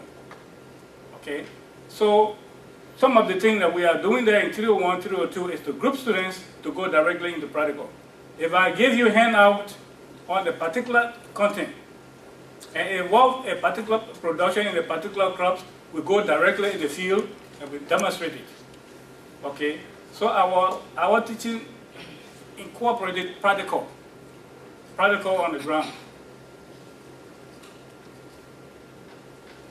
Cabbage. Right now, as I'm standing here, we should be expecting students to harvest cabbage behind us. And we'll be able to sell it and open our own account. Rice. Mr. Yaba, the day he is the head for rice department. But you saw in his clip, we put students in the field, and this year, some part of last semester and this semester, they grew rice, and we're able to mill it, package it, and some people bought that. These are some of the development. Then we come to agriculture 304. Now, the college, the administration is charging us heavily that we need to do something to sustain the college. Where can we go? What's the area? So we said, okay, in the area of agriculture 314, I also teach that cash crop, which is rubber. I have established about 400 square meter rubber nursery. And there my student will be practicing how to do bud grafting. And from there we'll be able to, like I told that Malba once, let us ask administration to give us land. Whatever we harvest from our project, for our demonstration plant, we should be able to plant rubber. So that tomorrow the college will be able to what? Live on for what? For income generation. So for rubber culture 314, which is rubber culture, this is how far we are going. We started at rubber nursery. It is there now. When I go back, the next group will start maintaining and we continue from there. Extension education program. What we did, the dean and I, what we did, we cannot just remain in the confine of Cottington. What can we do to reach out to the villages who are doing farming around? We wrote small concept paper. We handed over to EL. We hope that if they have the means of helping us, we don't want for EL to concentrate with students in the college. But can we reach out to the villagers in 2 or 3 villages? Okay, we wrote that concept paper. It should be somewhere around. If that is done, we are going to join with EL to extend to the villages to see what can we do. And what do we want to do with the villagers? Around Cottington, the people produce, the farmers produce vegetable all around, bring to Cottington, Cottington buys. So what we want to do is to go and give them more knowledge in vegetable production. Okay, those ones that are more marketable, commercial, so that they can sell to Cottington. In that way, we can give them what? Means of what? Survive. What happens? Most of them can come on Cottington to either cut grass to get small money to survive. So, but then we say, okay, this time around we want to go and give you some education so that you'll be able to grow crops and sell as a means of income.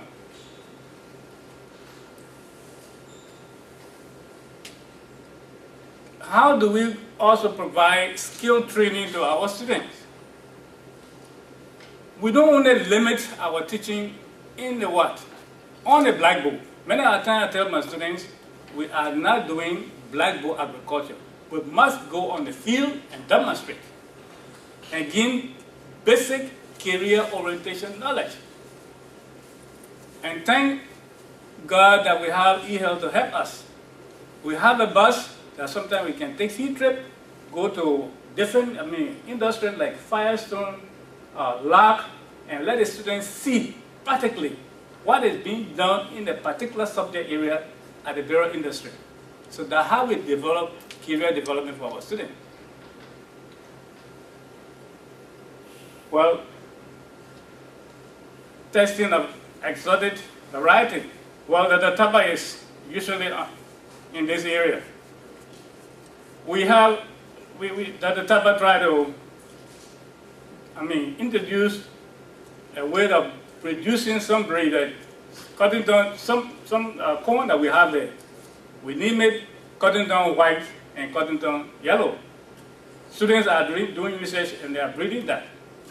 So these are some of the things that we are doing. And we do this, sometimes we take field trip. So I thank you for listening.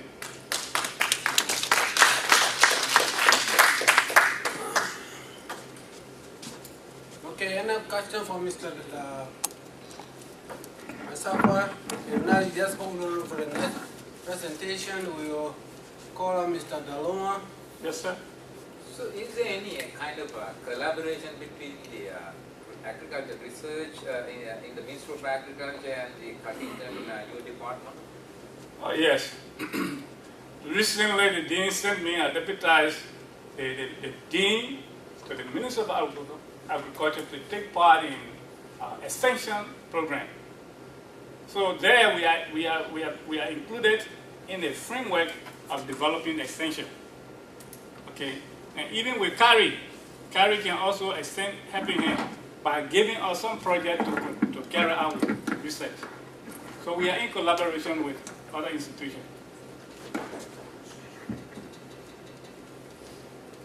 Any other question? Okay, now we'll call on Mr. Daloma.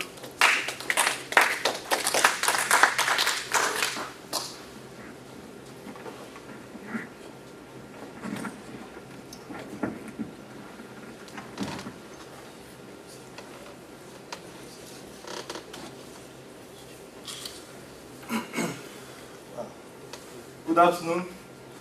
Of course, we have been together for the past days, and it's a real pleasure to me. Let me just crack a small joke and give you a background.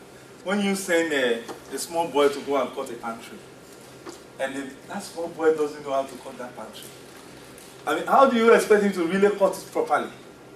And that is the task that is given to me. I am a crop scientist, an agronomist. Then here's a task from the international political science, sorry.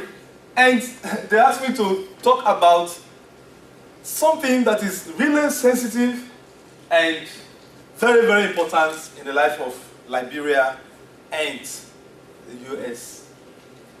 I looked at it critically and I decided to look at the background, how Liberia and US came together. A long story, but to cut it short, since 1864, these two people came together.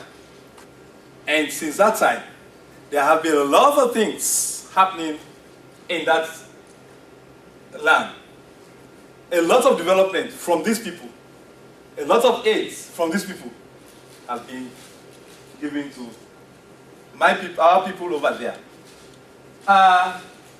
The objective, looking at diplomatic issues is not something that is child's play.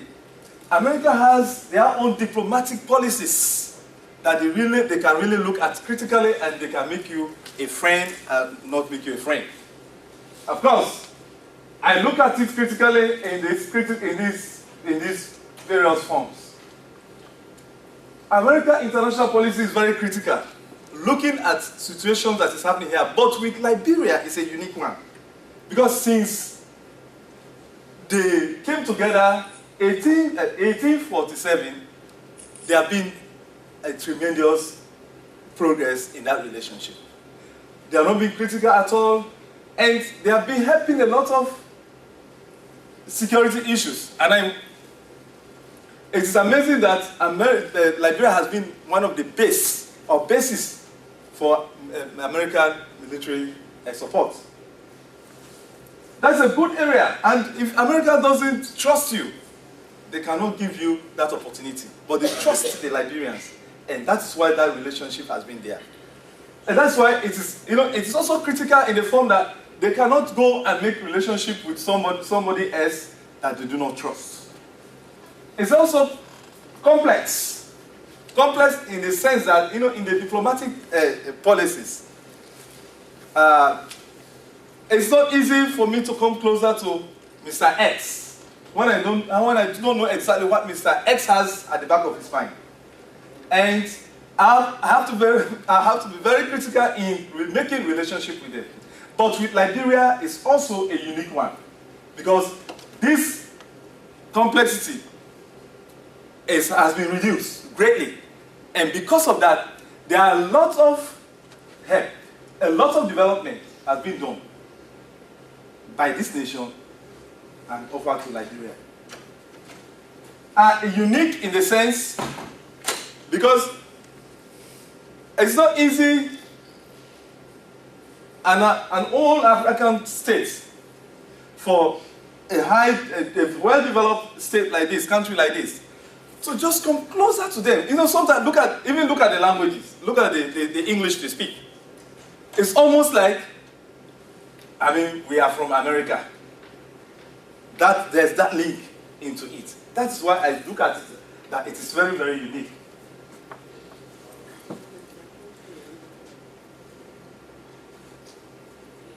It is very, very unique. And we look at the time when there was war in that country. The number of Liberians that came into this country and America accepted them. There's in thousands. In thousands. And one other issue that I want us to understand is that American diplomacy is based on interest. There's a great interest in that country that America is looking out for. And because of that, more money has been pumped through USAID projects into that nation. And I will soon show you the areas where USA is really performing very, very well.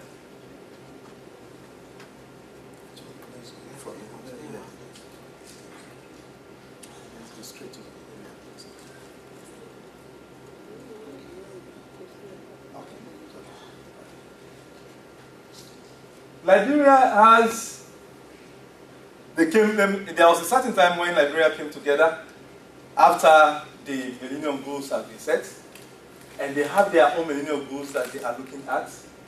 And after which, Liberia also looked at their poverty reduction strategy plan, and this poverty reduction plan, strategic reduction plan has a lot of things that they want to do. And at the same time, few years ago, they came together and they agreed on Vision 2030. And in all these ones, these are the specific areas that they have on their plans and that they want to meet. And these are the areas US has been doing perfectly well. And the most important one is national security. I want to believe, and it has been there in fact that lots of people have been coming here and in the military schools or universities to be trained, and they are back to Liberia. In the area of education, of course, this is an example. They offer a lot of money to educate a lot of Liberians. Agriculture and food security, they have played a lot of role in that area.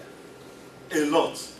If we look at FED, millions of dollars have been given to FED. And Launch, there's another one called Launch. These are all USAID projects funded by the American people. And they have been very well in that country. Extremely well. We look at the infrastructure. There are certain areas where USAID projects are really pumping money so that the country can become I mean, a very good face, can have a very good face. We look at good governance. Of course, we know all over the world what the aim and the heartbeat of the US is good governance all over the world. So, and you know, looking at Liberia, we have the first female president.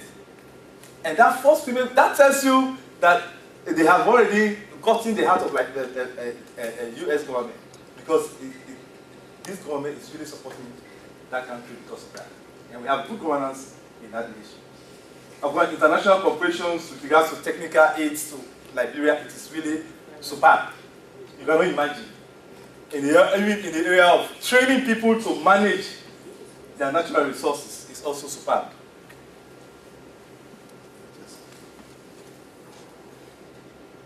So these are the few areas US is really performing in order for that country to develop. And I thank you for listening. Any questions? Any questions so far? Okay, thank you all. We'll call Mr. Korowan to come and talk with us.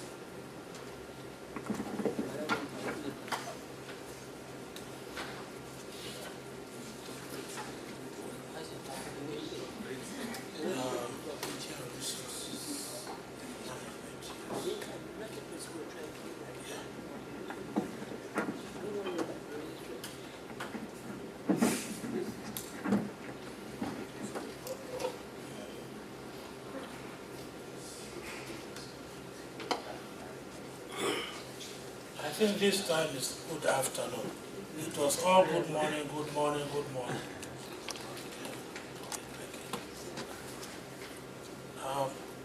Please allow me to take a little bit of your time.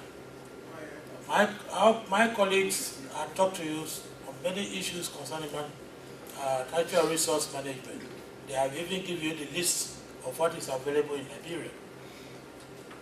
Now I want to talk about the use and how that affects the human capital development, the country's own development.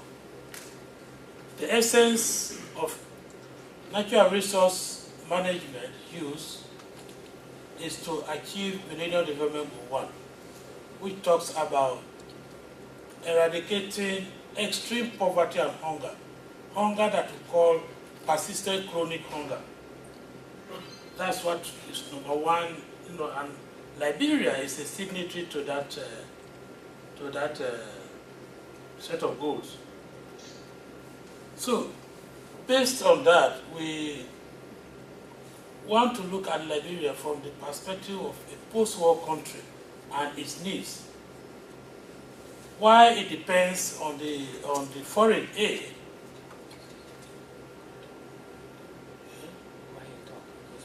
It depends on foreign aid. The basis for every country's economy will depend on what you can produce. Because foreign aid is not sustainable. It can stop any time. Can I go down?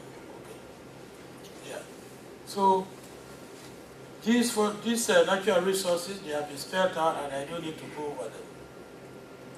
But Liberia has an abundance of those mineral resources, but Fromo showed those to you. And they have a land, very big land, good climate in terms of so many months of rainfall. We have rain-fed agriculture, very rich soil for agricultural production, very large amount of water, and abundance of rainfall, as I said, lots of forests, and variety of wildlife. But with all these resources, we have very little economic growth. A few things we want to take into consideration. One is that even with the abundance of those natural resources, their natural resources generally are limited in nature. And when it comes to spatial distribution, you don't find them everywhere. And also there are those that are renewable, there are those that are not renewable. So because of all those factors, and looking at the anthropogenic action, man's action on human life, on plant life, on land, some of these have the propensity to depreciate, to become depleted, and we see a vast area of disparities between one country and another in terms of development. So in post-conflict situations like that of Liberia, these development issues vis-a-vis use of natural resources have become a very critical public policy issue and very high on the public policy agenda. Mining concessions are there, agricultural concessions are there, we have been told earlier, but the rental for this land, the use of this land and other resources are still subjects of debate.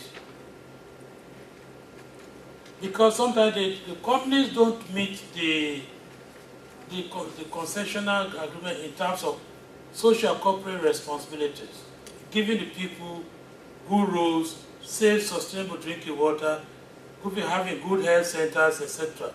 Those have been things of concern. So, and even today, up to today, they have the other issues, of course, are there, like water pollution, when the mineral ore is washed and these are drained into the environment. Firestone has been in Liberia since 1926, processing rubber, at least at that raw stage, depositing very toxic chemicals within the environment. These are issues of concern to the environment and to the health of the people. Sometimes you even find out, as I was originally in Yekepa in Nimba, and we discovered that they pay almost some very insignificant of money for the crops that have been destroyed as a consequence of the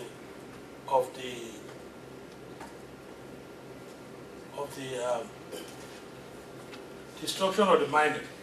I have a very few photographs which I got from Yekepa. Yekepa mining site was originally mined by Lamco before the war. Now ArcelorMittal is there. It's a multinational corporation that is there. I have a full report which I gave to Dr. Mob, it's meant for Dr. Moba's consumption and maybe ES consumption. But I have taken a few of those photographs so that we can just see the landscape that was left behind when Lamco left. You can see at the back of that machine, machine is decaying there, but all over, acres and acres of land, and where open cast mining was done, it's all bare. Even grass is difficult to grow there.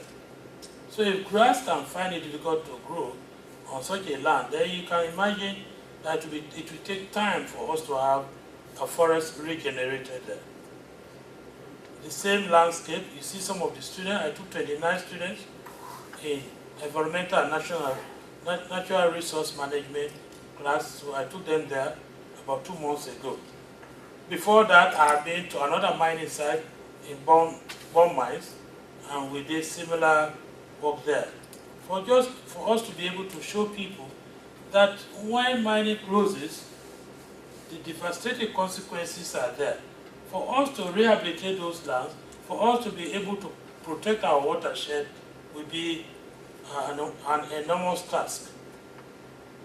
At the background, you see also, before that, you see there's a lake just behind us there that was naturally created as a consequence of the mines. It's a huge lake, but very deep. And those are the students at the end of the field trip saying thank you to ArcelorMittal for giving us the privilege and EL for providing us transport to go. Commercial farming is also having its own tool apart from mining.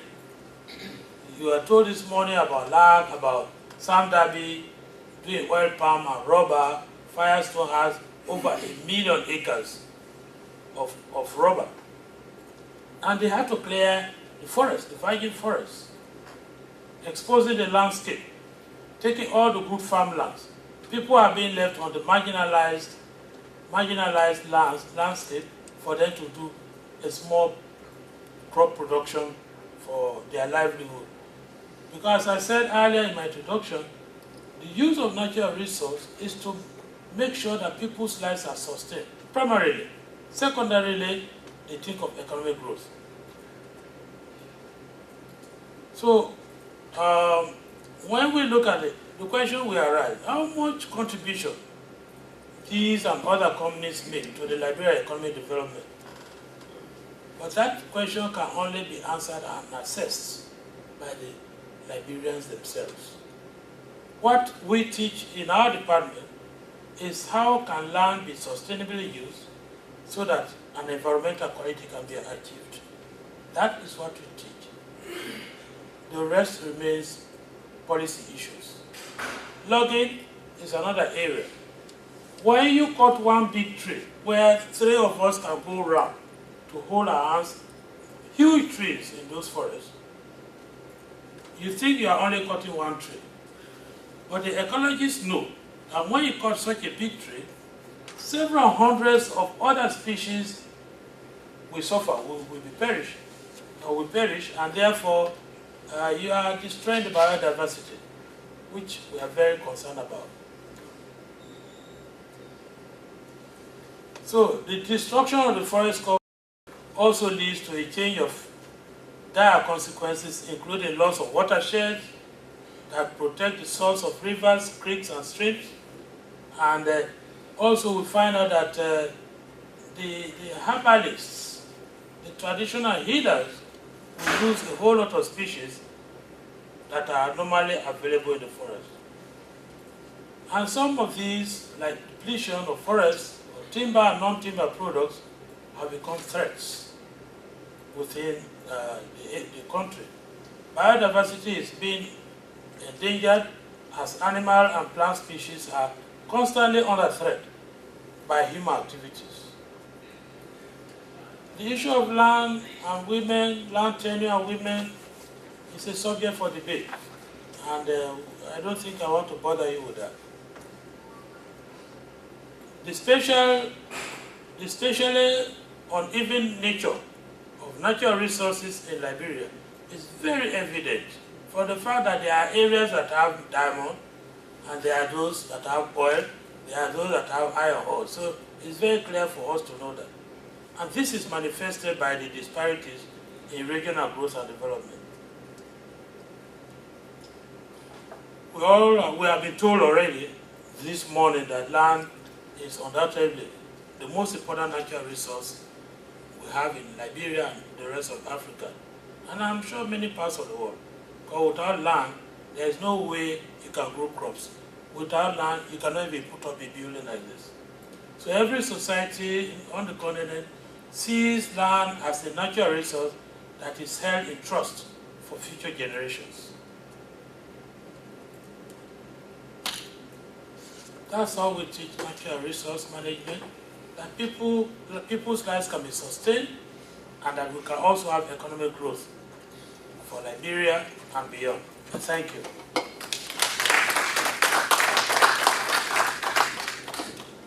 Okay, we can take a few minutes to add the Quran or somebody else a question while I go to the next speaker.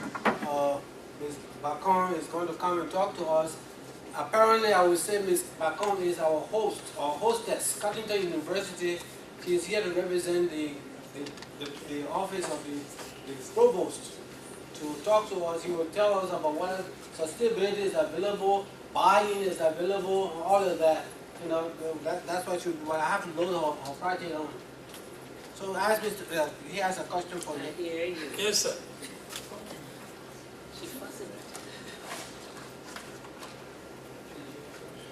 You have a question? You show us some pictures with Yeah. like That's in Limba, way in the north. Yeah, what were they mining? They were mining iron ore. Lamco, yeah, but they do open cast mining. It was not underground in tunnel. It's open cast. And that had been the case for all the other mine I visited a year ago. They call it bomb mines.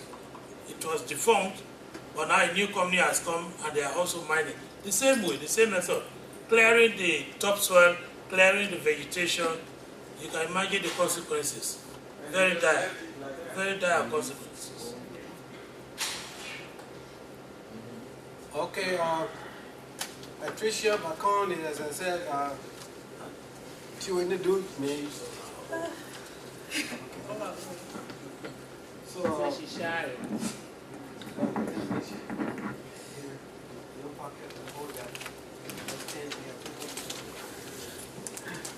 Good evening to everybody. This is Patricia Bacon, Associate Vice President for Professional Studies.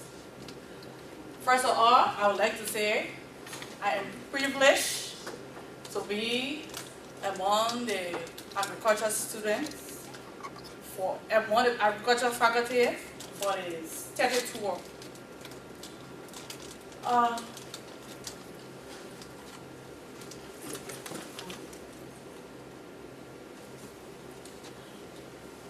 I will first of all start with an overview of Cotton University.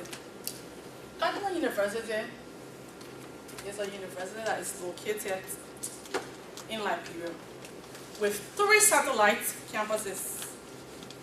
We have the undergraduate, which is located in Swakoko. We have the junior college, which is located in Kakata, and we have the graduate school, which is located in Monrovia. And we have a fine learning tradition and scholarship.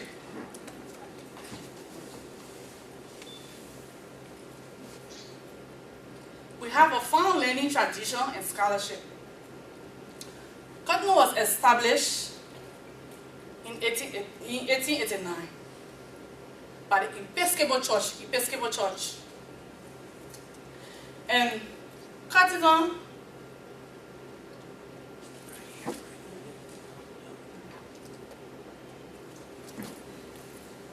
Cotton grew into a modest private institution, and later on grew to a private institution for tertiary education in 1929.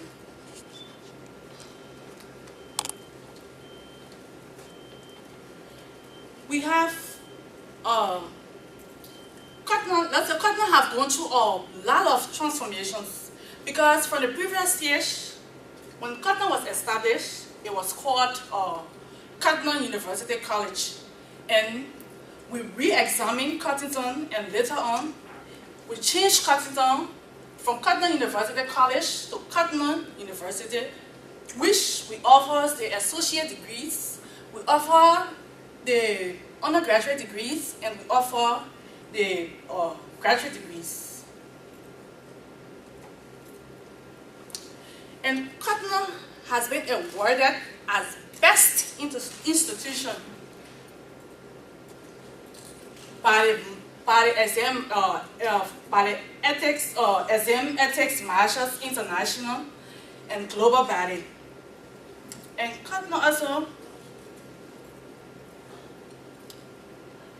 has remained steadfast to pursue of its mission and the ability to generate as well as a sustained and track record for producing graduates of strong moral fiber and distinguished service and education in Liberia.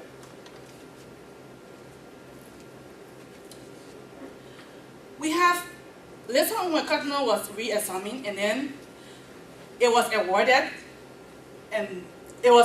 at Institution of Excellence in Agriculture, Institute of Excellence in Teaching and Learning, Institute of Entrepreneurship, Acclaimed Institute of Peace and Conflict Resolution. And now, our expectations and demands unto you. There still exists an increasing demand on the university to meet the manpower development needs of the nation and to provide quality, relevant educational programs in the midst of series of financial constraints confronting the institution and the nation.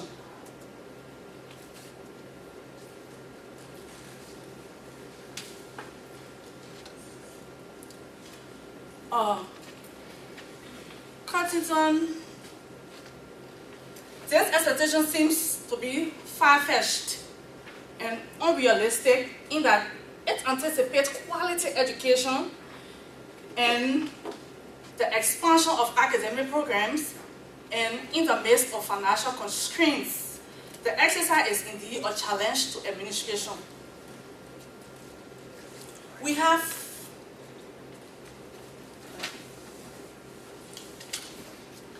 Cotton University has a track record of maintaining a high academic standard and possessing the ability and capability to effectively and efficiently manage the general affairs of the institution, and we must at all costs continue to adhere to the principle by doing the following.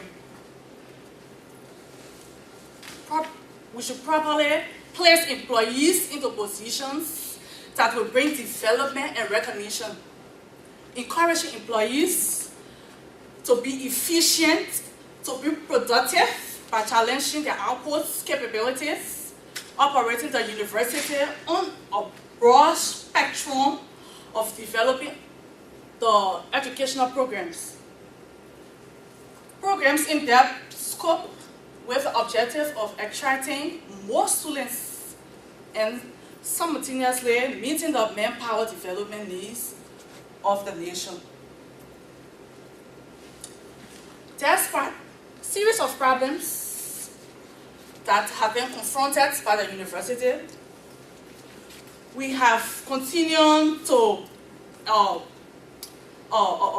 have great academic programs, excellent learning, far and earnest instructors, excellent library, affordable tuition payment plan, great sports programs, world-renowned choir, and viable and rewarding outreach programs. Finally, Cotton University has embarked on meaningful programs, including the faculty development, investment, the faculty development, investment in university fund, investing in stocks, hotels, bonds, and all. Also, the administration has determined the quality of education it offers, as well as establishing School of Allied Health Sciences, and preferably intends to establish schools of engineering and medicine, as well as transforming the university into this sanctuary. Now, we have our vision for EHEL program. Now, as per the sustainability of the program, we remain grateful to all our partners, and especially as used through the Center of Excellence in Higher Education for Liberia Development, for undertaking the task of assisting the faculty in revising the curriculum, the catalog, and providing opportunity in training many of our teaching assistants who will take ownership of the program after EHEL shall have left. Being a school of excellence in agriculture, we also remain committed in working with other partners in training maturity, if not all our faculty, to earn PhD, or to be more sustainable in providing the level of education our people need. Thanks. And after that, another thing. I did not mention the programs I'm running right now. I have the 10,000 Women Program, the Women Program Entrepreneurship, and I have the Microfinance Program. Basically, for the 10,000 Women Program, Women Entrepreneurship, we teach them how to manage their small businesses, especially when it comes to, you find out that in Liberia, most people are in the business field, but they don't really know about businesses in Liberia. So we try to educate them on how to run their small businesses, and at the end of the day, what will they achieve? Thanks. Okay, as I said, Ms. Bacon is here representing the provost, so you can bombard her with questions. Or if not, then I'll call David Jordan forward to make some comments. Oh, sure. I wanted to ask her, but she's nervous already.